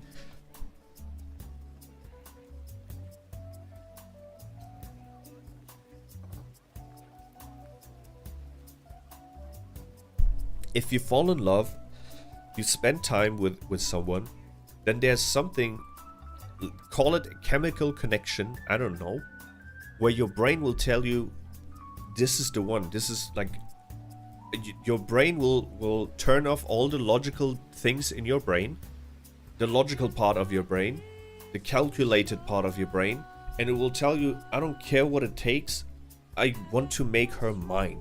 Like, this is, I'm gonna like give my life for her. That is love. That overcomes you. It's not based on a thing, a gesture, kindness, it's something material. It just, at some point, it develops, definitely. And then it's there. There's also sometimes, that exists as well, for like love on first sight, where you just, boom, it hits you.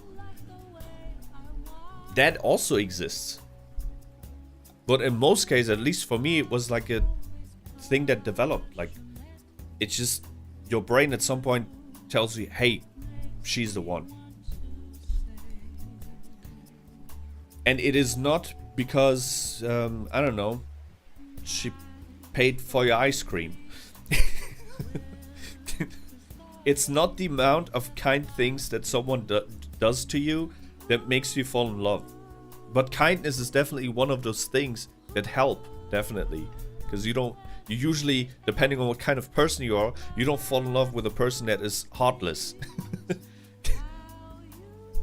I'm not saying, I don't want this to sound like kindness is not not a good trait to have. 1000%. Kindness needs to be part of, or maybe not for you, but for a lot of people. Kindness is definitely a deciding factor whether you want to enter a long-term relationship with someone, or if you just want to have fun with someone, then you probably don't give a damn what that person stands for. Once again, like Nico just said, transactional love exists as well. Transactional love as in, we're just friends with benefits, we're gonna bang each other for a couple of weeks, months maybe, to release stress of job or other types of pressures, and then we move on. And you'll be fine with it, and I'll be fine with it. That exists as well. There's also friendship love, which always complicates, like, not always, but it's, in some cases, it complicates one part of the party. Especially when it's the opposite sex. Like, when you're super duper best friends with the opposite sex, there is a chance, not always, because I feel like there are like two ways where this could go. If you are like best friends with the opposite sex, it's like you either start to develop sibling love, like really you see that as a sibling and you want to like protect them at all costs, or it goes into the wrong direction, which would be like romantic love. That can happen. And I told you the other day when we started talking about this romance disaster, is that I definitely also had a situation happening where I spent so much time with a terrific person, beautiful person, just beautiful as in a human sense, that at some point my brain was like, dude, we fell in love. And that love was one-sided, because for her it was just friendship love. Like bro love, almost. She wasn't a dude, but you know what I mean. Like there's also like bro love as well. That exists as well. For my homies.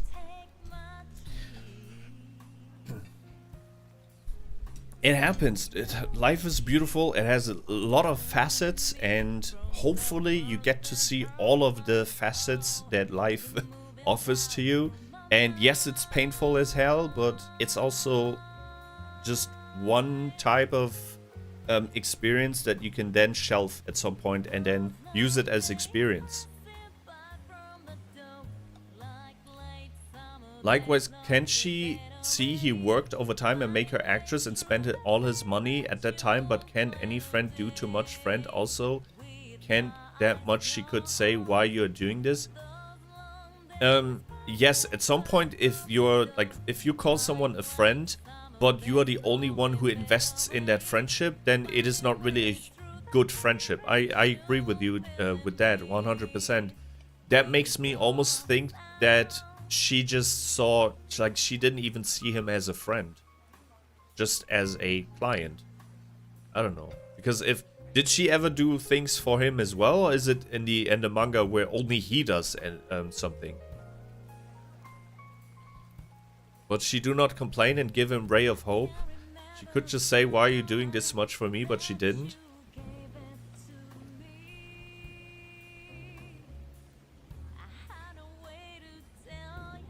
I mean, I don't want to sound cynical or anything like that, but there's also going to be people in your life who only take, and never return. There's also, I don't know, I feel like the more you describe the anime, the manga to me, the more I feel like the author maybe tried to tell something like pretty realistic here. She was an actress and he was a producer.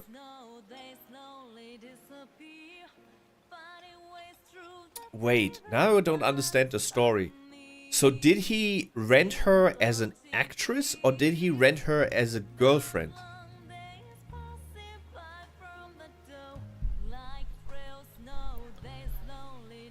Like, did he use a rent a girlfriend service or did he use a rent a person service for a movie that he wanted to produce?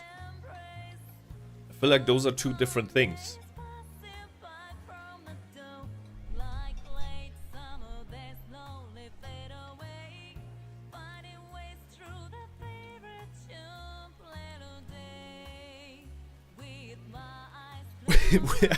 It's so funny. We've been discussing the end of a manga I haven't read for 1.5 hours now.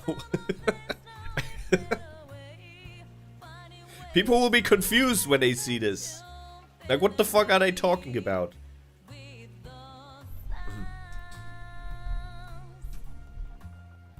So, to summarize it real quick for people who are not up to date, I should have done that probably in 1.5 hours ago.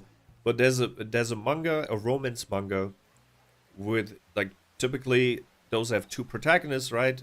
And the manga was going on for 12 months, not 12 months, 7 years. So 6 months and 11, 6 years and 11 months, so almost 7 years. And what usually happens in those romance anime mangas is that the MC finally confesses or whatever. The confession gets returned. They fall in love, happy ending. They get married, children, all of that. Buy a house, go on vacation. That's usually what happens in those romance mangas. But in this one in particular, after 7 years, the ending was revealed and he confesses and she rejects him. And now people are pissed that they spent 7 years on what they thought might turn out into a typical happy ending for a romance anime, but it didn't. I understand the rage, definitely. I understand the frustration.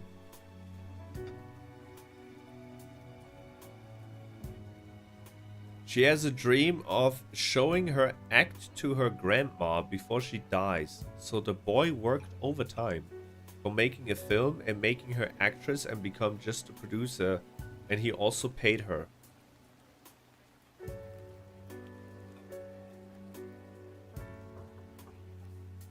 Okay. And then he produced a movie, and the movie became popular, and now she's an actress because of him. Or what?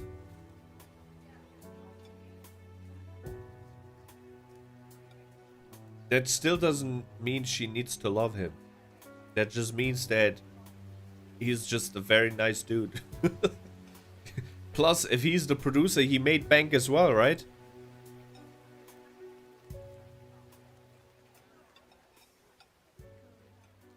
I don't know. I feel like that was just for her. I don't want to put the blame on her because once again, if you the manga is going on for 7 years. I don't know how much time was passing in the universe, because 7 years for us doesn't mean it's been 7 years from the MCs in the manga or the characters in the manga. But if it's been... It must have been a long time. If he spent like 250k on her, it must have been at least 2 years, I would assume. He rented her for 2 years consecutively. So doing all of that for 2 years without the love being returned, I feel like it's kind of on him. Now, sure, you can say kind of a dick move from her for like leading him. keeping him on the hook is probably the better expression. You could say that 100%. I agree. I don't like when people do it. I've done it in my life before. I was on the hook before as well. 100%. I think it's just people who are very, I don't know. Cannot even describe that behavior. Maybe they're just afraid. Like having a backup plan. It is shitty, don't get me wrong, but backup is always better than nothing. Simply, he just make a film and make her actress because it was a dream. He might have his own dream, but but that is, once again, I'm so sorry, Kai.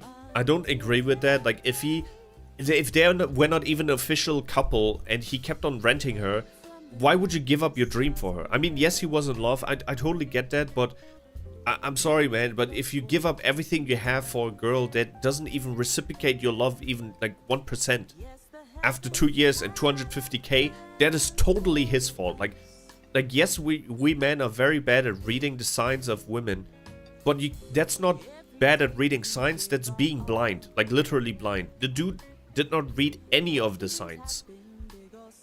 He ignored all of them. That's just, I'm sorry. I'm blaming the dude in this situation.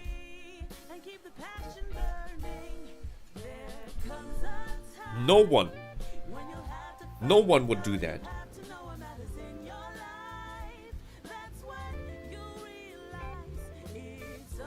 Hey, I've been renting you for 2 years, and I'm giving up all of my hopes and dreams just so I can be with you. That's not good.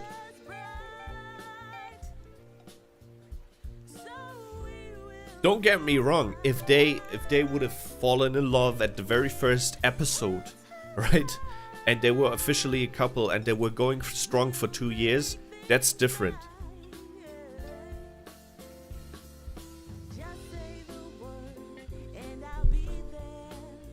That is different. Like if you already spend a moderate amount of time with someone and you truly believe that she's the one for you, or in other cases like he's the one for you, jump into that relationship, risk everything. I don't mind, but they were not even officially a couple, so him throwing his entire life away and 250k for them not even being officially a couple, that is 1000% on him. I'm sorry, I'm not blaming the girl one bit here in this fictional situation. You could say she was definitely opportunist, maybe even predatory, right? Because it was he gave, and she just received and received without returning anything or giving anything back. That is shitty behavior. Don't get me wrong, but I'm sorry, man. That is totally on him.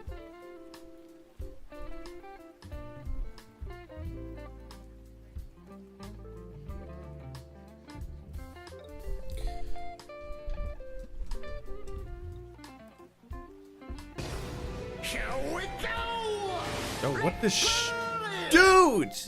Double chocolate chip, thank you so much. Where was the alert? Oh my god, thank you so much for the gifted subs. Oh, a hype train. That's our first hype train. Where's the sound? I don't hear any sound. Do we have... Dude, thank you so much for the 5 gifted. That's the first time I can say this, I believe. Thank you for the 5 gifted. Thank you so much. And congratulations to everyone who received a sub from Double Chocolate Chip. Thank you so much. Appreciate it. Now, did you hear the hype train sounds? I think that's our first hype train. So cool. That's so hype. I did? How come I don't hear the alert sounds? This is so weird. It happened the other day as well when we got a follow-up. But if you hear it, that's fine with me. I don't need to hear it. Although, I would have loved to hear our first hype train. So cool. I thought you need a way bigger amount for hype train. Did they change that? You can hear it on the VOD. Yes, that is right. Man, that's so cool. Appreciate it. Thank you so much.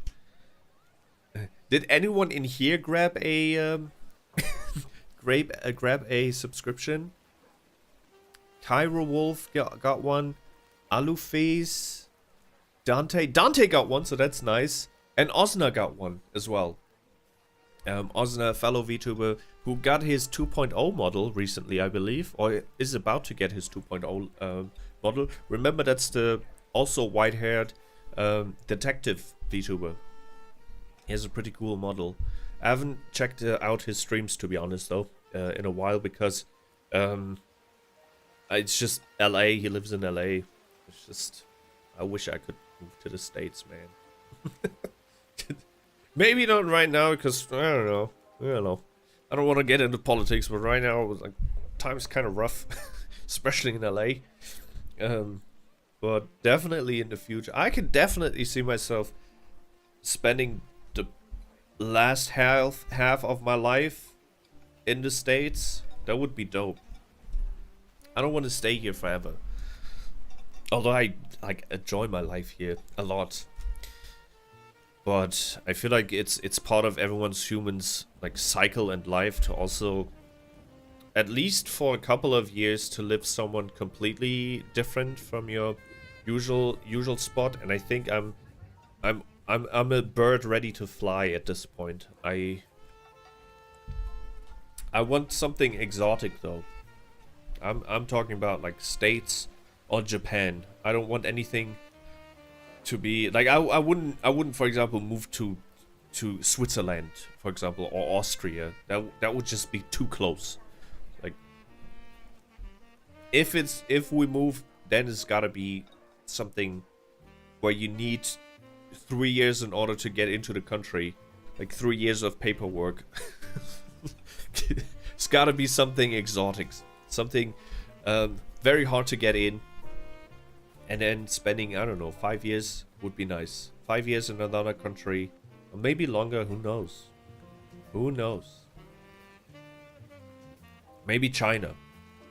Because China... Dude, I saw the other day. China now has hand payment. I need to show you the video. It's so crazy. Now people would say, why would I want to give like biometric data to the government? I would totally agree with you on that, but I almost feel like it's inevitable anyways. At some point they probably own our retina and our palms or whatever. Maybe we'll get even like a tattoo like that movie with Justin Timberlake, On Time or whatever it was called. At some point I don't think there's a way around it. Unless you live like underground and start a revolution and the resistance like in Terminator. But I think most of us will have a tattoo or some shit to scan things. But they already have a hand scanner in China that you can pay with, and that's just it's crazy. Wait. Yes. Wait. Talk show.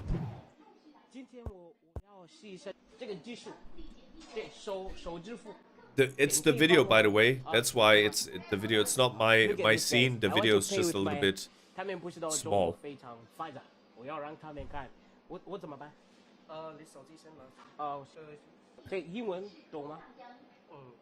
Don't come to the States. China or Taiwan would be cool. Smuggle bricks from China. So he's registering his palm. So it's taking a look at your palm first, and then it will connect to WeChat, which is like, I think it's China's WhatsApp, but it's also kind of like Instagram at the same time. I think it's like a one for all type of app. And then now his palm was registered. So guys, I'm gonna get something in the shop. Now if I forget my phone, if I forget maybe my bank card, I can actually scan with my palm. Guys, can you tell me, is this the sign of the end time? Yes. It's a good question. 这个有没有小一点的？这个是最小的吧？ okay. I love how he complimented himself for his own question. He's like, is this the sign of the end times? That's a good question. So now, I just got myself the collar. So let's see if the palm payment is gonna work. I just hope that WeChat have money. Oh my god. Okay. Yes.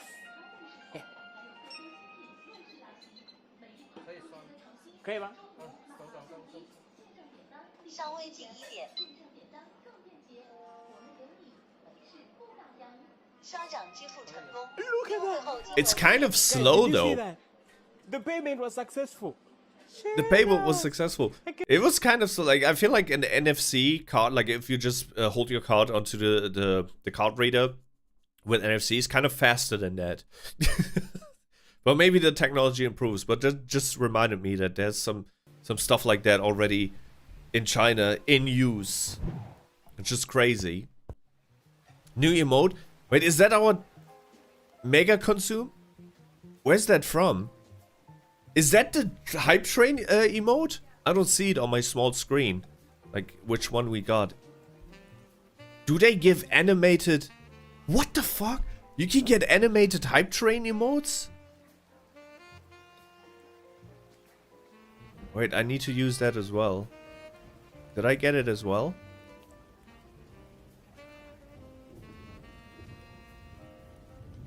That's crazy. Times have changed here on Twitch. Oh, cool. That's iconic. No, they didn't. Cheers to that. I love that. That's a surf. Chili girl. Rock out. Who's this diva? And bottom mash. That is so cool. Wow. Yeah, times have changed on Twitch. Times definitely have changed. That definitely was not a thing. I mean, hype train emotes were always a thing, but they were usually static emotes, not animated ones. That's so cool. Really cool. Yeah, I'm happy we're back on Twitch, to be honest with you. But I never made a secret out of it. I always told you that Twitch was definitely a superior platform for live streaming. Double Trick, can I ask you a question? I'm gonna do an interview now. I know that because we followed the same people a couple of years ago, right? You're probably familiar with OTK, right?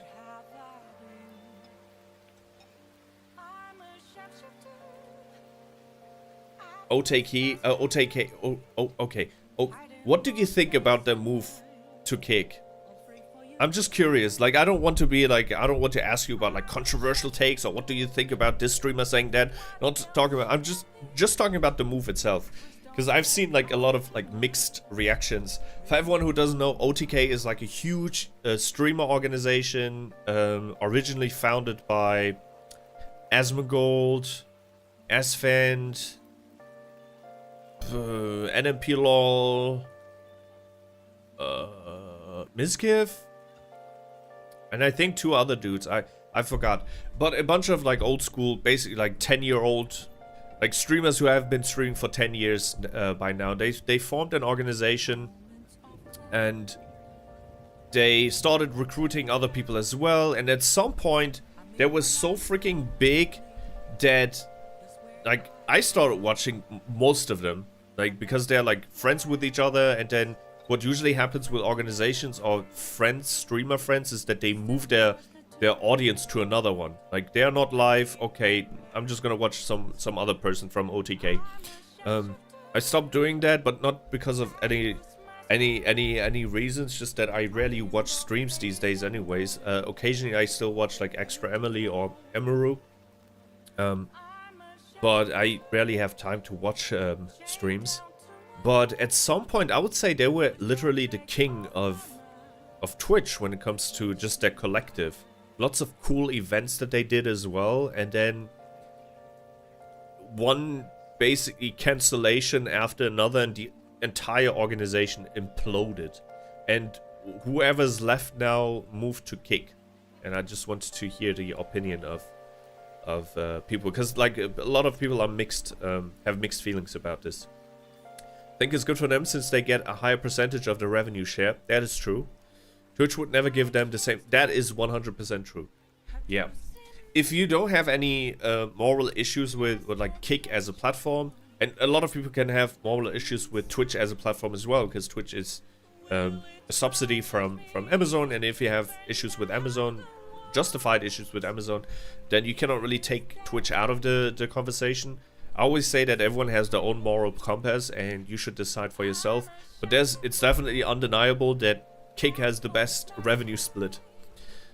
However you want to might feel about the people who created that platform or the parent company of that platform, but it's undeniable that on Kick you get like 95% or 90%, like something in the 90% range, 90% of revenue. On Twitch, depending on your partner status, you get 50%. So from the Double Choker Chip spent $30, right? $30 on that hype train. Like, give 5 gifted subs. $30. And 20. Okay, $20. It does. The equation does not matter. Okay, it's 35% off. But that 35% off is paid by Twitch. So let's just go with the $30 example, because it shows like pretty harshly the reality of being a smaller content creator on Twitch. $30 or $20 doesn't matter. I get half of it, 50%.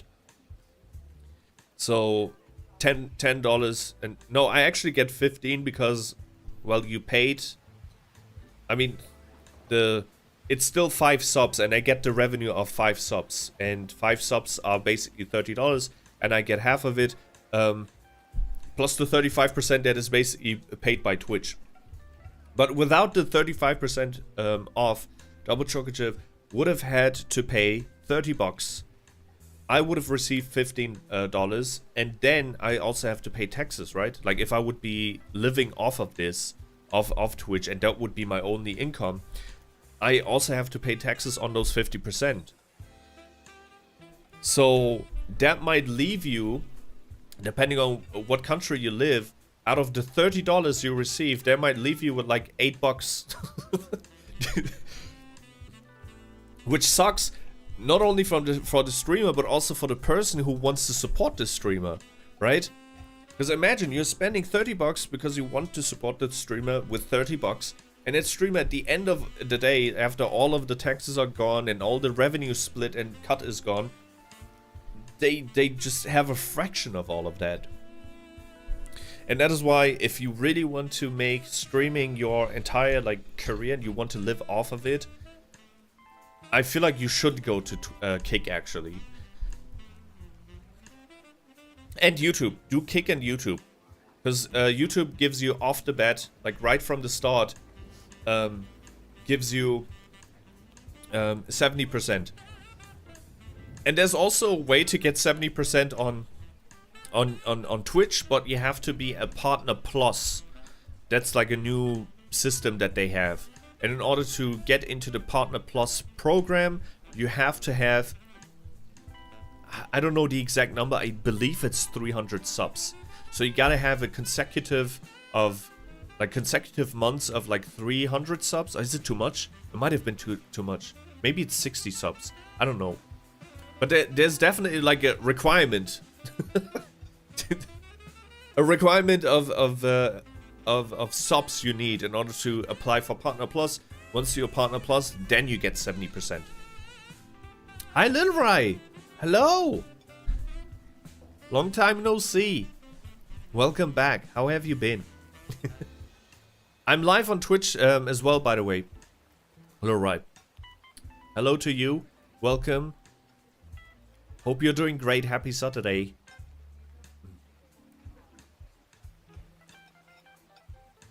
But you can't get emotes or hype trains with the straight donos. That is true. It's 74 outside and it's June. This is a dream come true.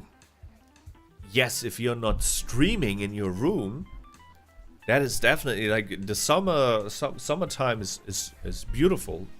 But I'm sweating my bambooty off.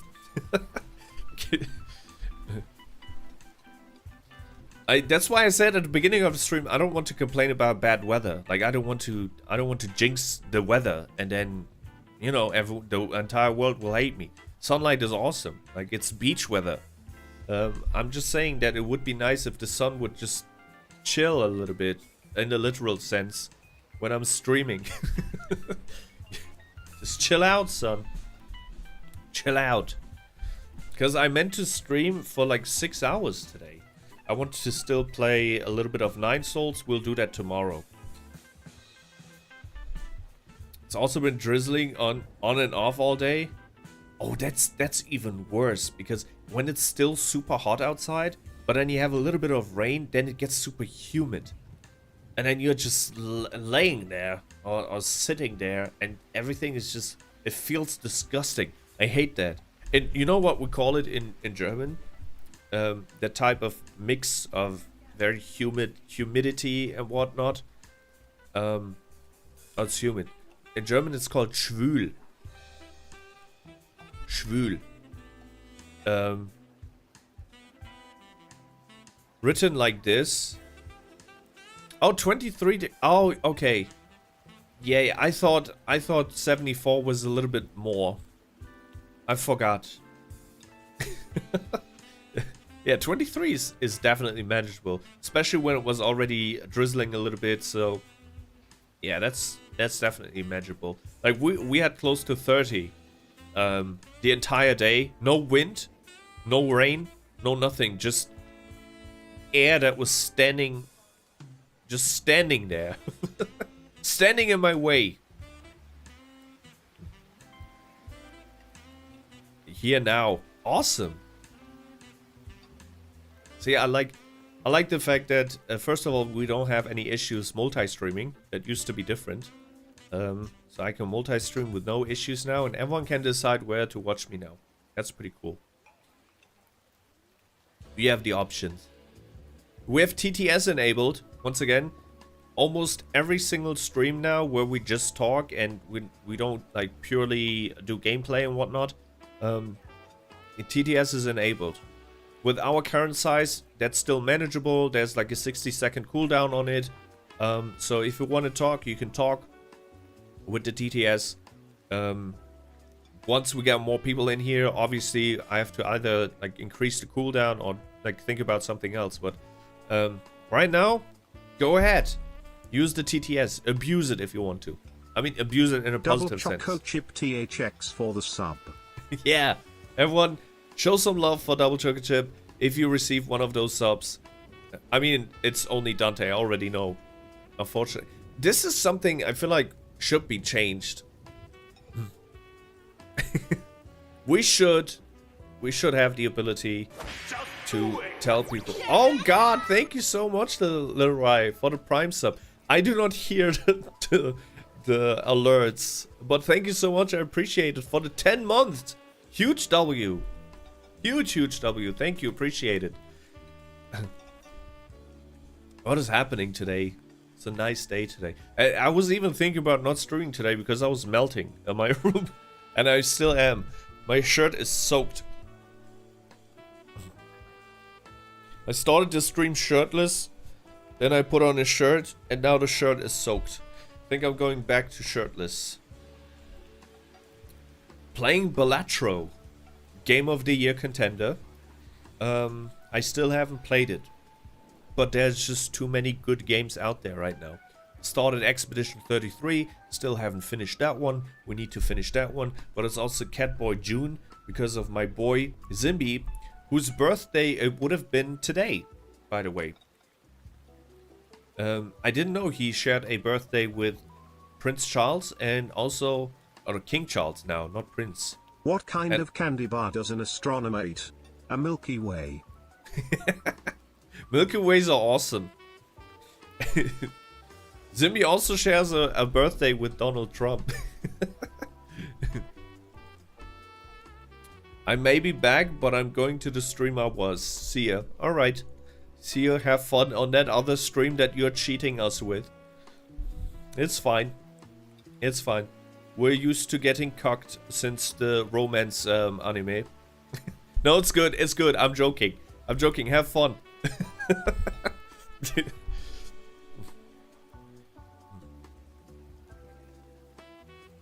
Two kings share the same birthdays?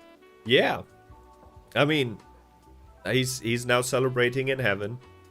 However, cat heaven looks like. It's probably filled with like streams of milk. Lots of cat ladies, hopefully, for him as well.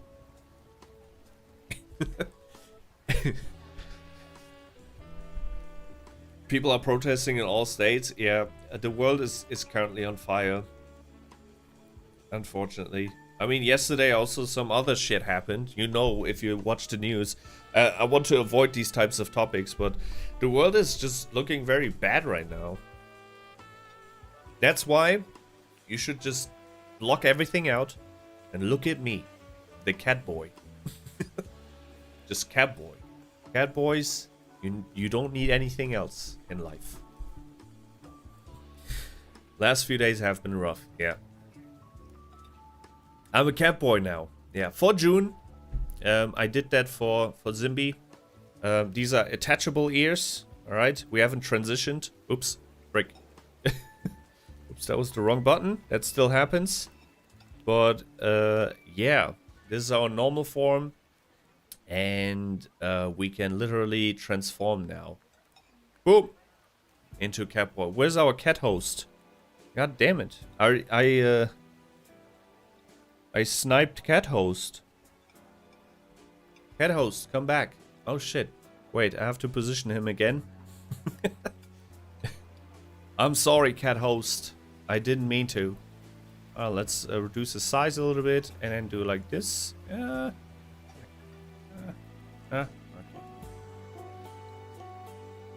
Hold on. Okay, perfect. Gotta get panda ears as an homage, true. I mean, if we get the time,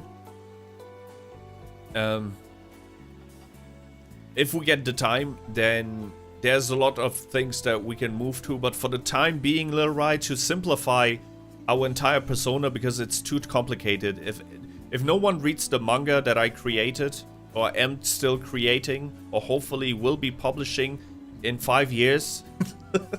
Nobody kind of gets the story, so I thought, okay, for the time being, to simplify things, we're just a tiger. We're just white tiger. We're just a white tiger, a karma-based white tiger. We have a karma tattoo. People cannot forget about the karma tattoo. Whoops. Let's hope we're not getting banned. Karma tattoo is part of the story, but for now, to simplify things, because I think people just don't get it if they see my character. Like, what are you supposed to be? We're a tiger. Just a white tiger. You're making a manga? I basically have already like the story of the first volume basically set in place for the manga.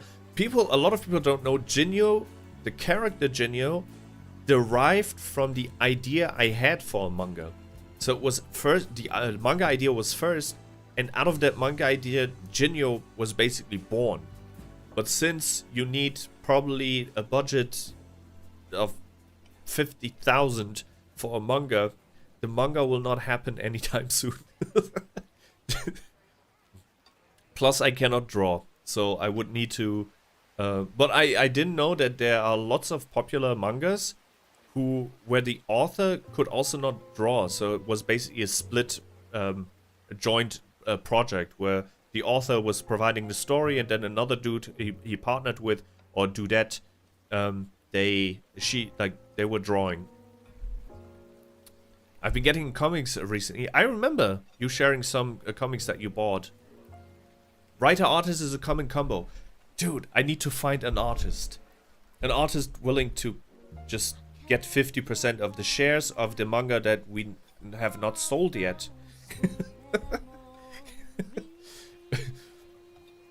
Let's team up. Can you draw, Nico? If you want color, get a colorist too.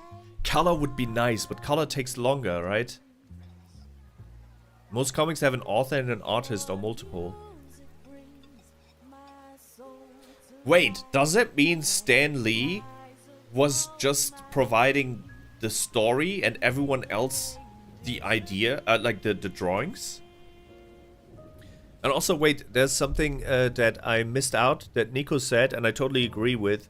Nico also said, where was it? Things are always bad, it's just a matter if it's currently affecting you or not. I agree with that sentiment, but at the same time, there are things that are currently not affecting me and like not affecting me personally, and I still get super emotional about it and agitated. Yeah, he did both, but yeah, I did not know that. I knew that the combination was like a thing, but I would have not guessed that that combination is like very common. I always assumed that the people who come up with those manga stories, shonen jumps and whatnot, are also drawing it.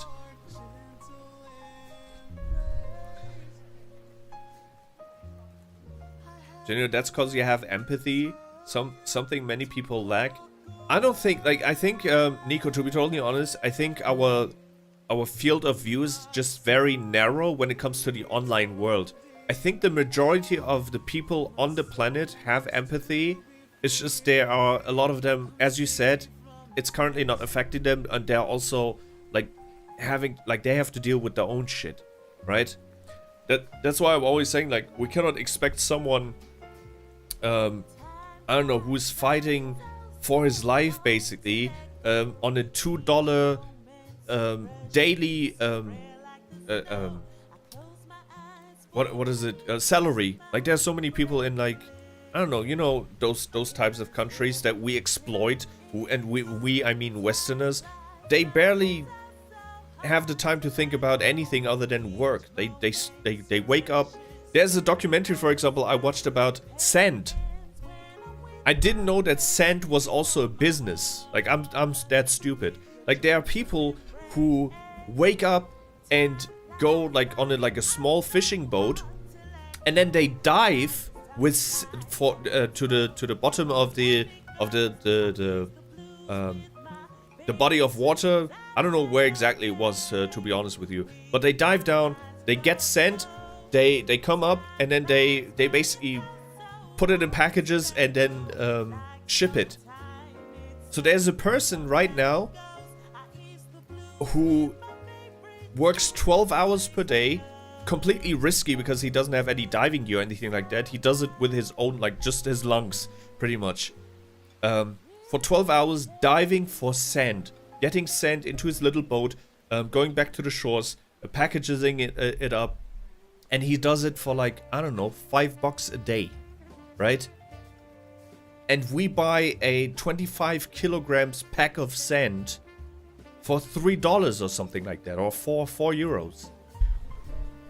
That's his entire day, a salary for a day.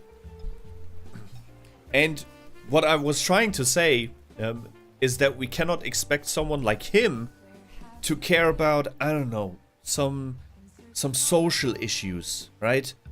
Like, he's busy surviving. Like, he's working half the day to survive. And I feel like it's always a little bit silly for people to be like, oh, people in that country, they don't care about like these social issues that we have. Well, yes, they would if they wouldn't have to work 12 hours just to survive. They might have enough space to think about other things as well. It's a little bit unfair from us to expect the entire world to, like, think the same way we do, when we are, I would say, in a very, very special and privileged situation, where we can make enough money to not only live, but also basically come around and save up something and have shelter and whatnot and live comfortably. But what I was, my initial point, I'm saying other people don't care about him. That might also be true, but I still do believe, Nico, even though I'm sometimes a doomer, right? I always picture things the worst way possible, but I still believe in just human empathy, and I think the majority of people on the planet have human empathy. It's just that lots of things that are affecting us on a daily basis that might not allow us to care enough about other people. Might just not have the time for it. Just plainly talking.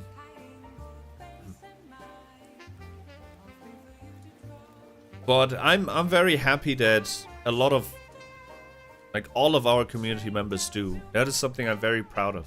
We might have a smaller community compared to others, but we have like the creme de la creme. Like, every single person that joins our community and stays in our community is someone that usually aligns with the values that I have and the values that everyone, I feel like, should have. I think the internet contributed a lot for the lack of empathy. I think there's definitely a lack of empathy online because people don't see a profile picture of someone as a human person. I think that is the main issue that we have on platforms like Twitter. Twitter is a shithole. Twitter is so disgusting. And I think one of the major issues is because people, if I would post something, you know how many people are disregarding my opinion and my argument just because I have a VTuber? It's like I don't exist as a person. It's like VTuber or anime profile,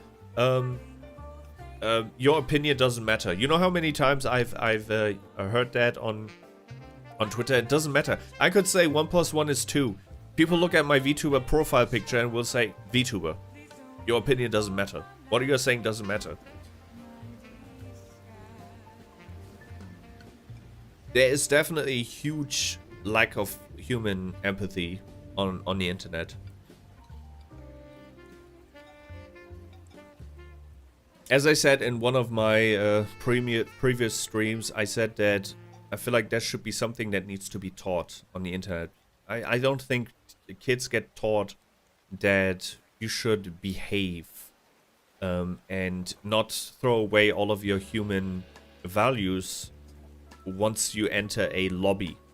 And I'm talking about a Call of Duty lobby because, once again, it's like competitive games is. I see it as like playing team sports. There's always going to be toxicity because if you want to win, there's always some element of trying to win, and competitiveness is always a little bit toxic. It's part of the game. I played soccer and there were people running their mouth all the time. And that's just normal. I'm not talking about that. I'm talking about like civil places that should be civil, like Twitter. Twitter is a marketplace, right? Marketplace of ideas. Lots of opinions. You should, like, if you place 50 people into a room, they would not behave, no matter how far their opinions are different from another. They would not behave in the way that people behave on Twitter, for example, when they see someone with the opposite opinion that they have. There's just something that is extremely vile when it comes to anonymosity. Whatever the word is. If you're incognito, basically. That it almost enables people to just throw away their humanity. Nobody knows who I am, so I'm just gonna be a piece of shit. It enables them, and that needs to be taught. It needs to be taught that just because people don't see your face or don't see where you live, per se, unless they hack you, it doesn't give you the right to completely throw away your humanity. Like, you know how many times I've seen people just joke around grape, for example, on Twitter, and that shit gets like 50k likes. It's you would not, the types of things that I see on Twitter on a daily basis, those things would never leave the mouth of that person who's posting it in an open spot. You know why? Because people would shame them in the open. But on the internet, it's like, it doesn't matter. It's funny. It's content. It's because a lot of people's morality has less to do with their actions and more to do with the social... Exactly. The shame is missing. The shame and the consequences are missing.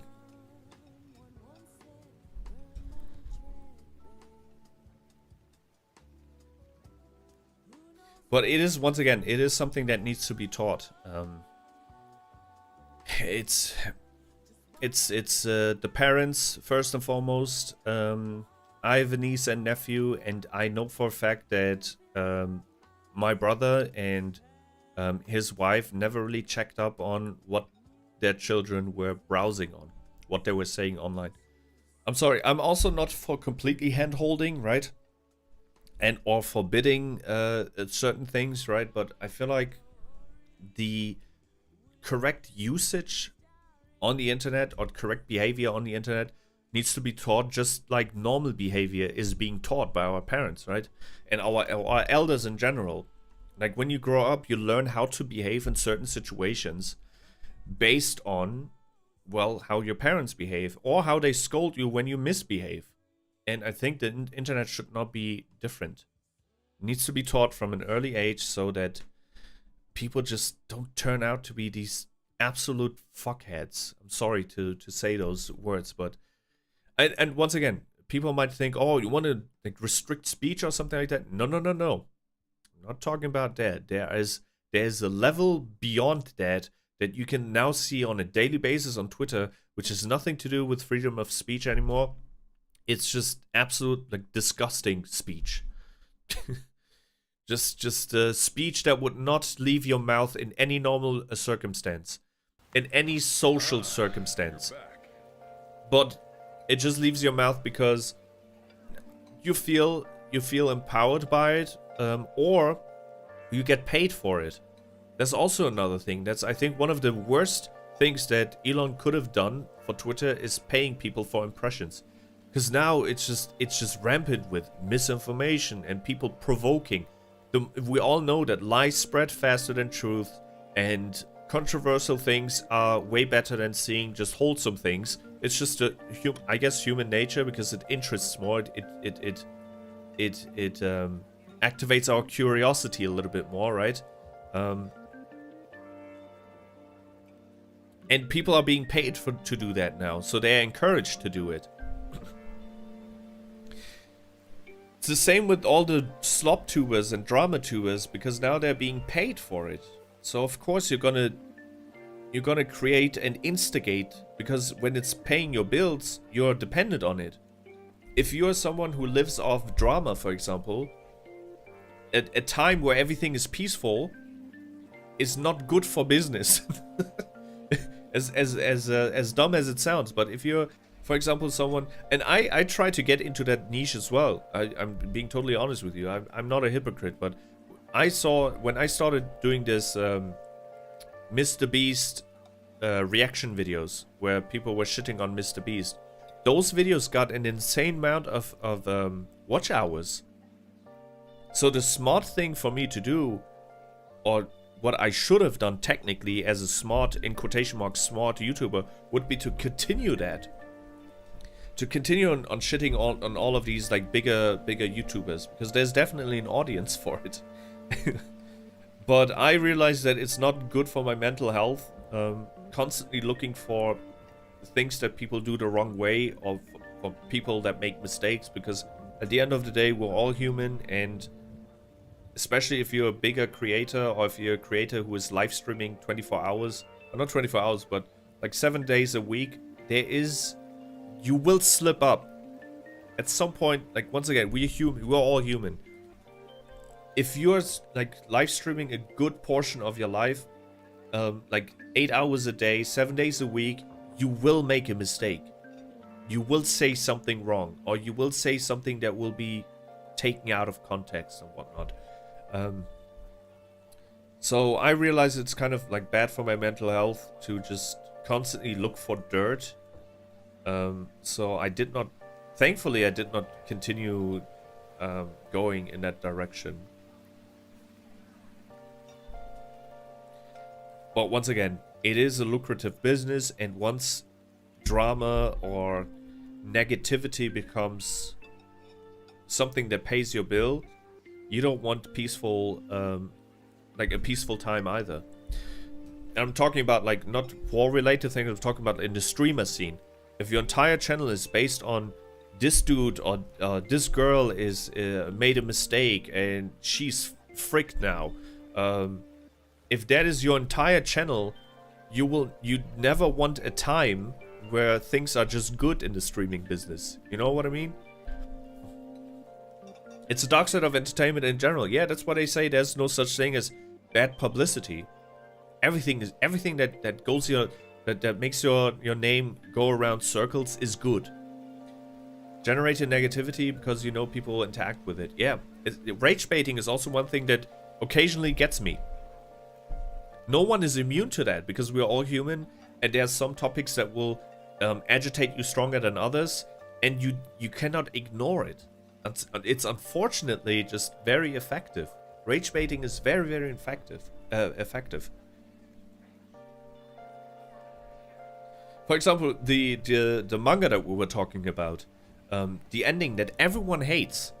If you were rage baiting a channel who just lives off of impressions, what you could do now, if you have a little bit of reach, you could take that story and say, hey, actually I love the ending, and the author was great for doing this ending. Whether you feel like you really think about it or not, that's a different story. If you really truly believe what you're saying, that's a different story. But you know for a fact that because the majority hates the ending, that you will definitely get some very angry fans under your thread, and that will just create engagement, and engagement is all you want at the end of the day. It's a very sick business because it works. it works, but it works in the worst way possible. It's not good that it works, and I don't think it's a net positive for society. Now you could argue what is, like, if you're a YouTuber who only does positive videos, what is your net positive to society? That is definitely a justifiable question, but I would say entertainment. Now you could also say, but the other ones are entertaining as well, but it's like negative entertainment, and I would rather have a positive type of entertainment than negative one.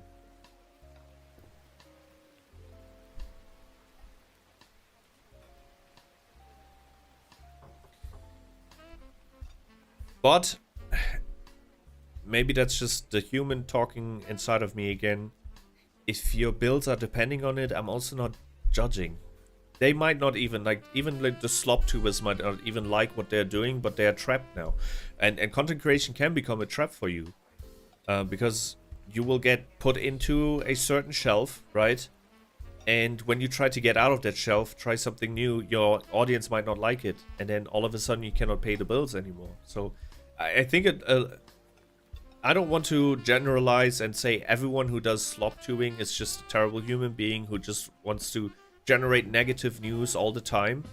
I think some of them truly tried to go the YouTube route, the normal YouTube route, was not successful. Then they found a lane that was successful. They were running on that lane, and now they are trapped on that lane, because if they would ever try something positive again, or something completely unrelated to drama, they might not get the views. If they don't get the views and engagement, they might not be able to pay the bills. So I get that part of the like human side as well. At some point you're kind of trapped, I feel like, as one of those negative drama tubers.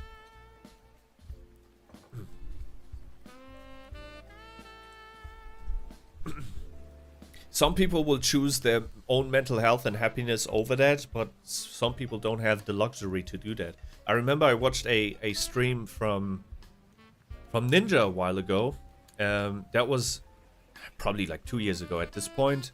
But that was around the time when he was playing Final Fantasy X after a long break. So he stopped playing Fortnite, he took a break, he came back and started playing Final Fantasy X.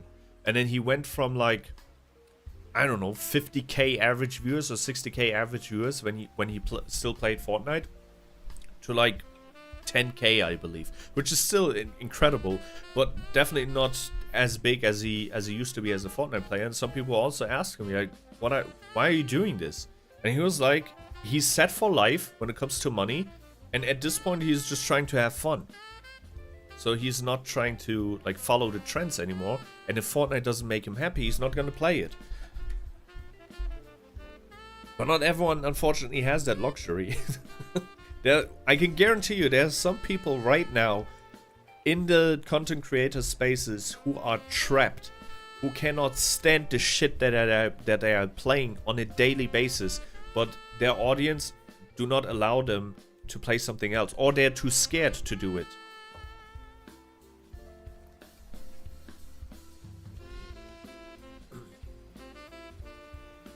No human being has like no game out there gives you enough content to play it on a daily basis for 10 hours. I don't care what game it is.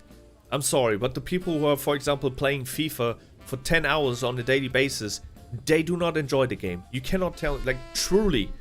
They might be the biggest soccer fans, they might be the biggest FIFA fans. Nobody can. It's like eating burgers every single day. Burgers might be your favorite food, right? Eating it daily will stop making you love it. After day 20 of burgers, you will probably start puking at the idea of a burger. I don't see it being different for any one of these like one game streamers or one game YouTubers. So I don't know where I tried to go with this topic.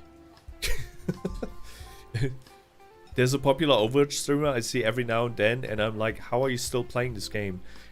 Yeah, there might actually be, I don't know. I don't want to say, like, I don't want to generalize. There might people who actually enjoy only that one game for 12 hours daily. I'm not saying those people don't exist, but maybe at some point he tried doing something. Like, there is almost a guarantee that if you're known as a streamer for one game and you switch the games, that there's going to be a fall off. And some people cannot afford that fall off. That's just a fact. Unless there's like a little fine print to it. If you're playing a shooter and you switch to another shooter, the fall off might not be as great, right? So if you switch from Call of Duty to Battlefield, you might still retain your entire audience because it's still a shooter at the end of the day. But if you switch from Call of Duty to Hello Kitty Island, there's going to be a huge fall off. And once again, at some point when you are like a mid-sized content creator or mid-sized streamer and you are like full-time at that point, every single bit counts, and you cannot just risk the entire, like, you cannot risk your livelihood just to have more fun. What a lot of people do, and I did at some point as well, but I don't have the time for that, unfortunately. A lot of streamers will play one game online and only one game, and then they play everything else that they enjoy offline. Same with people going from Overwatch to Rivals. Oh, you mean people retain the audience going from Overwatch to Rivals? That would make a lot of sense because they're like very similar. Yeah. And it's still like the same genre. But there are tons of streamers who went from one game to variety gaming, and they went from like 2K in that one game to like 200 viewers. Only the most loyal of the loyal, who are there for you as a person and not for the game per se, will stick around when you switch the games. Like your main game, the game that you're known for. That is why like Ninja went from like 80, 60k or whatever it was, the average, to 10k, because those 10ks were his loyal, like the most loyal viewers he had, who did not care about him playing Fortnite, they just wanted to be there for him. And once again, 10k is not bad, by the way. 10k is still like the upper echelon of Twitch. Everything, I think, I don't remember the exact statistic, but I think everything above 20 viewers on average, so 20 CCV, is already like in the top 1% of Twitch.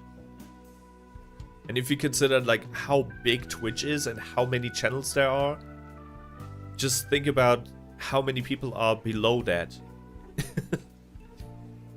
20 CCV makes you a top 1% Twitch streamer.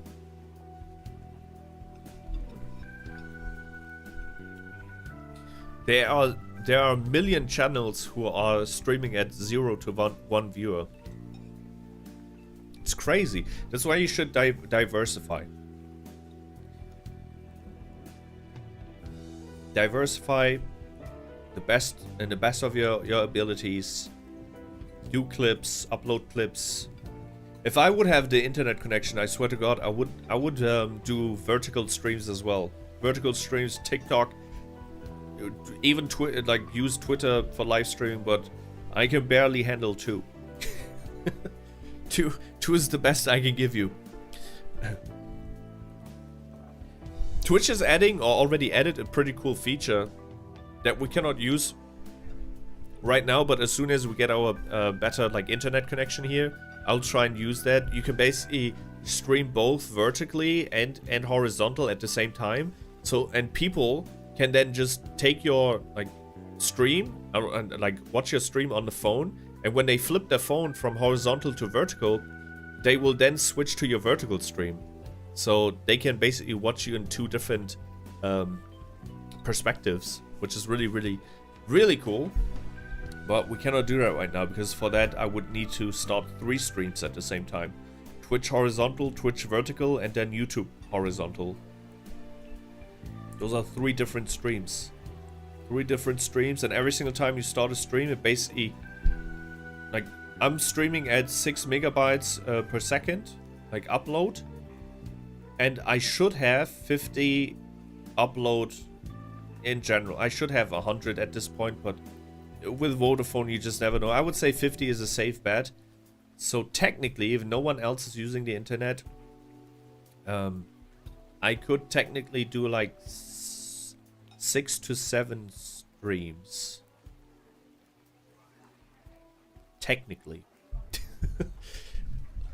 But it's also getting like struggling with 2 streams at the same time, so it is what it is. Once we have our fiber connection, I'm gonna start 10 streams at the same time. I don't care. But fiber still nowhere to be seen. They said at the beginning of the year, half of the year's already over, and still no sign of them. Which is weird, because last year I already saw the huge, you know, like the fiber connections. They had like huge drums of like cables. And I saw all of the drums already in the street, so they definitely already planted them underground. And from what I've been told, all they need to do now is to connect them, basically. So they putting all the cables underground, and then it's like a circuit, and that circuit meets somewhere, and that's where they need to connect everything, and then it should be good to go. They already did that last year, so I have no idea what they are doing right now. It's been 6 months now into this year. We should have had it at the beginning of the year. That's what they said to us last year, or almost 2 years ago at this point. They said at the beginning of 2025. And no updates ever since. Maybe they meant the beginning of 2026. I don't know. But we'll get it eventually. And once we do, we're gonna be live everywhere. And we can have everyone be on one of the other platforms. Little Rai being on TikTok, Double Chocochip on Twitch, Nico on YouTube. Just fill every room. How many of you have even like watched a live stream in vertical mode before? I feel like it is such a contradictory thing, because most people are on TikTok and watch YouTube shorts because they're short, right? Like watching a live stream in vertical format, I don't feel like that's, I feel like it's like contradictory to the platform, to the format.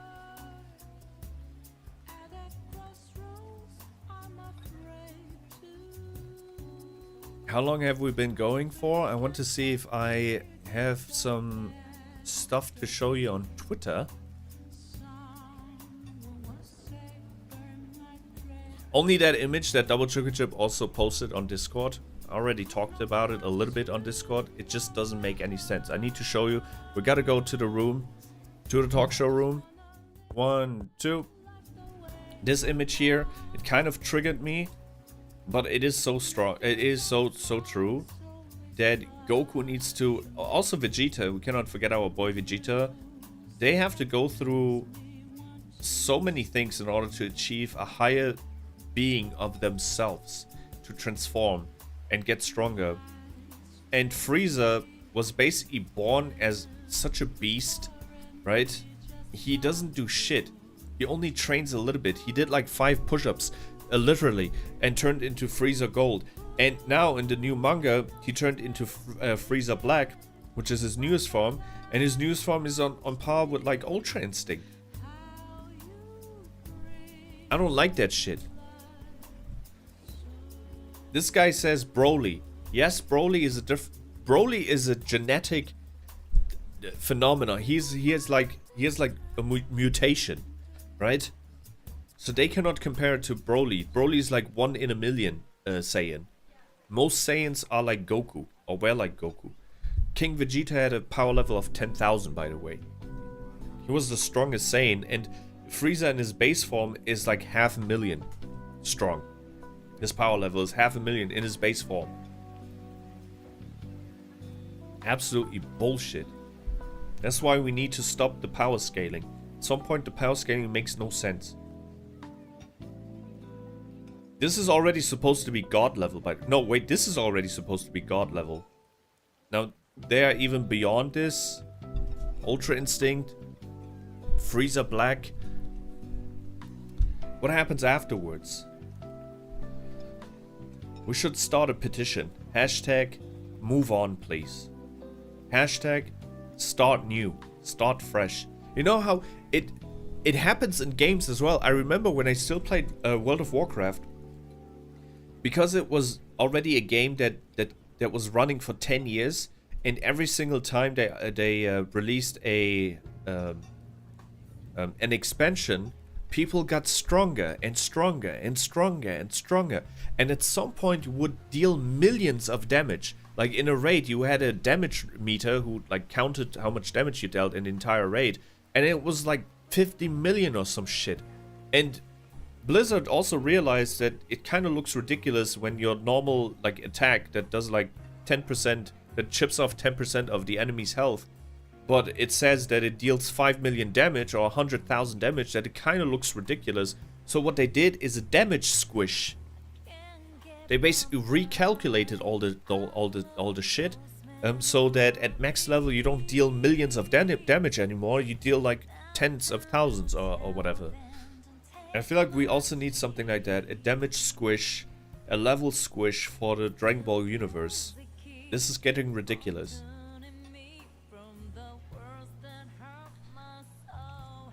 And I'm saying this as a Dragon Ball fan. Okay? This is getting ridiculous. Can we stop this? Start a new story. Also, can we move on from villains? I know Frieza's liked in the community. I love Frieza as well. But Frieza had his chances and his moments. I don't like the fact that he reappears all the time. Why doesn't Cell reappear? I mean, he did. They actually made a movie. I'm stupid. Why doesn't Reddit's reappear? Huh? Nappa, what happened to him? He's probably strong as hell now in hell. He's been training the entire time. What happened to King Vegeta? And the other Saiyans? I mean, they don't... they already explained it. They don't get a body. Not everyone gets a body or keeps their body. They're just some lost souls, I guess. That is, I think, all I had to say for today. You can take a look at this beautiful art. So many talented artists out there. Beautiful. Very cute. And then, okay, we're gonna skip the Dragon Ball talk for a second. This was Ozna, by the way. Talked about Ozna before. That is him. He always does these cool handouts when he's on Offkai. I think the last time he was there, he made like business cards almost, or like stickers or whatever, and handed out. It's a pretty cool idea. And that's his new model, I believe. Check him out if you want to. He's a cool dude. And he's also in the LA area, so it might be a little bit more suitable when it comes to time zones. Oh, final thing. People are getting duped, but people are stupid. I'm not stupid, I'm smart. People are saying LeBron teased his retirement. I don't think it's true. LeBron! Are the retirement rumors true? What's next? That is bullshit. He's just playing and feeding into it. He's not gonna retire. He's gonna play... Once again, I'm gonna give you the blueprint. I think I already commented here as well. Yes. I said, first of all, Bron dyed his beard for this ad, right? If you want to retire just from an optical standpoint, if you want to retire, then you leave your gray parts in your beard because you want to feel like want to be perceived as old, right? I'm retiring, I'm old. See the white hair in my beard? He dyed the beard because he wanted to look young. I don't think you want to look young when you are about to announce your retirement. So that's number one. I did it like Detective Conan. I put dissected all of the parts in the video. He's not going anywhere. He's gonna play 2 more years. I tell you, 2 more years. 1 championship season with Luka, because Luka is not Luka Doncic anymore. He's Luka Fitchic, because he's fit now. And then 1 final season. His retirement season is gonna be after that. So he's gonna have the championship season. He's gonna say goodbye to LA, and he's gonna leave to Cleveland for his final year, and he's gonna take Bronny with him, and Bryce is gonna get drafted by Cleveland. So he's gonna have his final year in Cleveland with Bronny and Bryce as his teammates, and then he'll say goodbye to the NBA, and then we'll see what Bronny and Bryce will be doing in Cleveland. That is my assumption. That would be a beautiful ending, in my opinion, for a career like that. I would hate it if he would get injured or he would go out in a very bad fashion, like not even being able to get into the off season, into the playoffs, for example. That would be sad. Like we saw it the other day with Cristiano, for example, when he won the Nations League. He did not play the entire game anymore because around the 89th minute or the 87th minute, something in the 80s, he asked for a substitution because his legs couldn't anymore. Like he had some issues with his legs. It makes total sense because football is very, very running intensive. And if you're 40, at some point you'll just they won't work. I'm sorry, it's just there's nothing you can do about it unless you start doping or whatever. But at 40 years old, you cannot play a game of soccer on that level without your body just giving up. You cannot. It doesn't matter how fit you are at some point, because the thing about soccer is that it's like in intervals. It's like running at some point and then walking and then standing still, depending on if you're Cristiano Ronaldo, you're a striker, you are standing a lot and you're not helping to defend anymore, or not that much. But it is always a mix of sprints, walks, and just standing still, and that is incredibly intense. If you ever did interval training, you know how fucking hard that is on your body, to switch from standing to running to sprinting to walking again. And a football game is basically dead the entire time. Plus you have the physical contact as well, so that wears you down no matter how old you are. And at 40, it's not, I'm sorry, it's just biology. You cannot go, unless you do a little bit of doping, you cannot go 90 plus minutes anymore. We saw that with Cristiano. And it will only get worse. And same will happen with Bron. I feel like by the time he will hit his final season, which he will be probably 42 at that point, he's not gonna play more than 1.5 quarters. I just cannot see it. He's probably gonna start the game, play half of the first quarter, then sit until the fourth, and then play the entire fourth. There's no way a 42-year-old LeBron can still like play 4 quarters. Like,